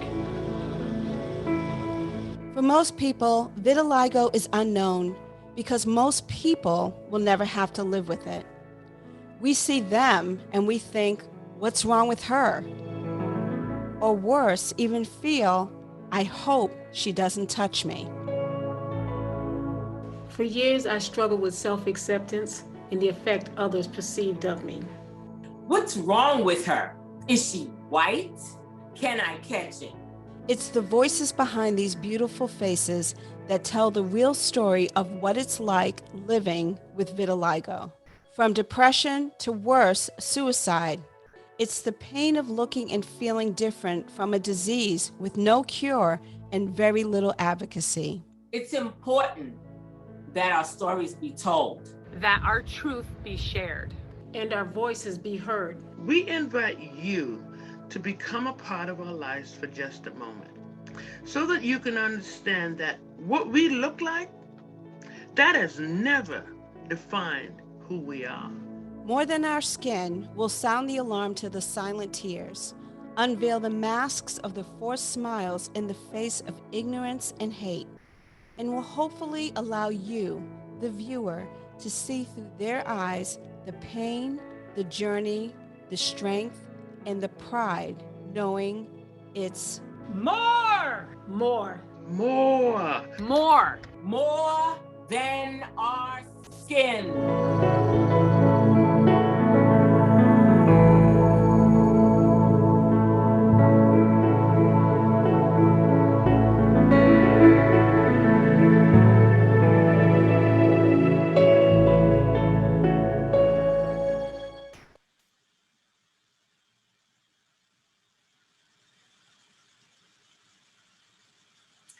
Hey everybody, so I'm here to get you jazzed for what's coming up next year. So this year has been amazing. Thank you to my vitiligo teams and the Global Vitiligo Foundation for putting on this amazing virtual conference. But what's even better is that it can be in person next year, God willing, in person in Minnesota 2022. I only had 1 minute to talk, but I'm going to talk fast because that's how I do. But you guys, it's an amazing, amazing event. If you've never met anybody with vitiligo, this is your time. Travel to Minnesota, meet your community. It will change your life forever. I promise you that. So I will be done. Please see us in Minnesota. I can't wait. 2022, baby, it's coming.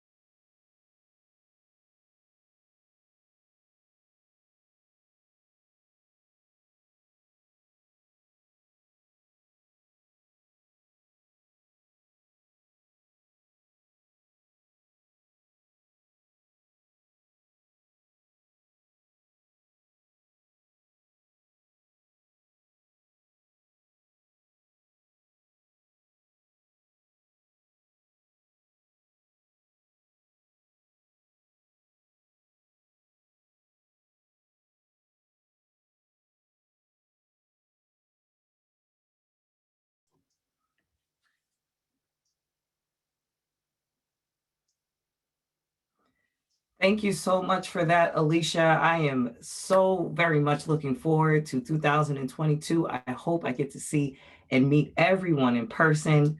As Alicia said, there is no other feeling than your very first in-person conference. If this was your first virtual conference, thank you so much for being here. We hope we see you next year. I'd like to thank the Global Vitiligo Foundation and MyVitiligo teams and the sponsors of the GVF. This was just amazing. Hosting was an amazing, amazing thing that, and another accomplishment that I can say, hey, look what Vitiligo did for me. This is amazing. I've gained a new family. I've gained so many new friends. I've met so many new people. And I'm hoping that we can keep connecting. So once again, thank you for joining us today, participants, presenters, and our audience. We've shared some insight that'll help you on your vitiligo journey. We'd love for you to join us at the MyVitiligo team's online social. Click the link you see in the chat window and you will be routed to the online social starting momentarily. You will be able to connect and chat with others living with vitiligo and hear from registered dietitian Jake Weber. We're hoping to see you there.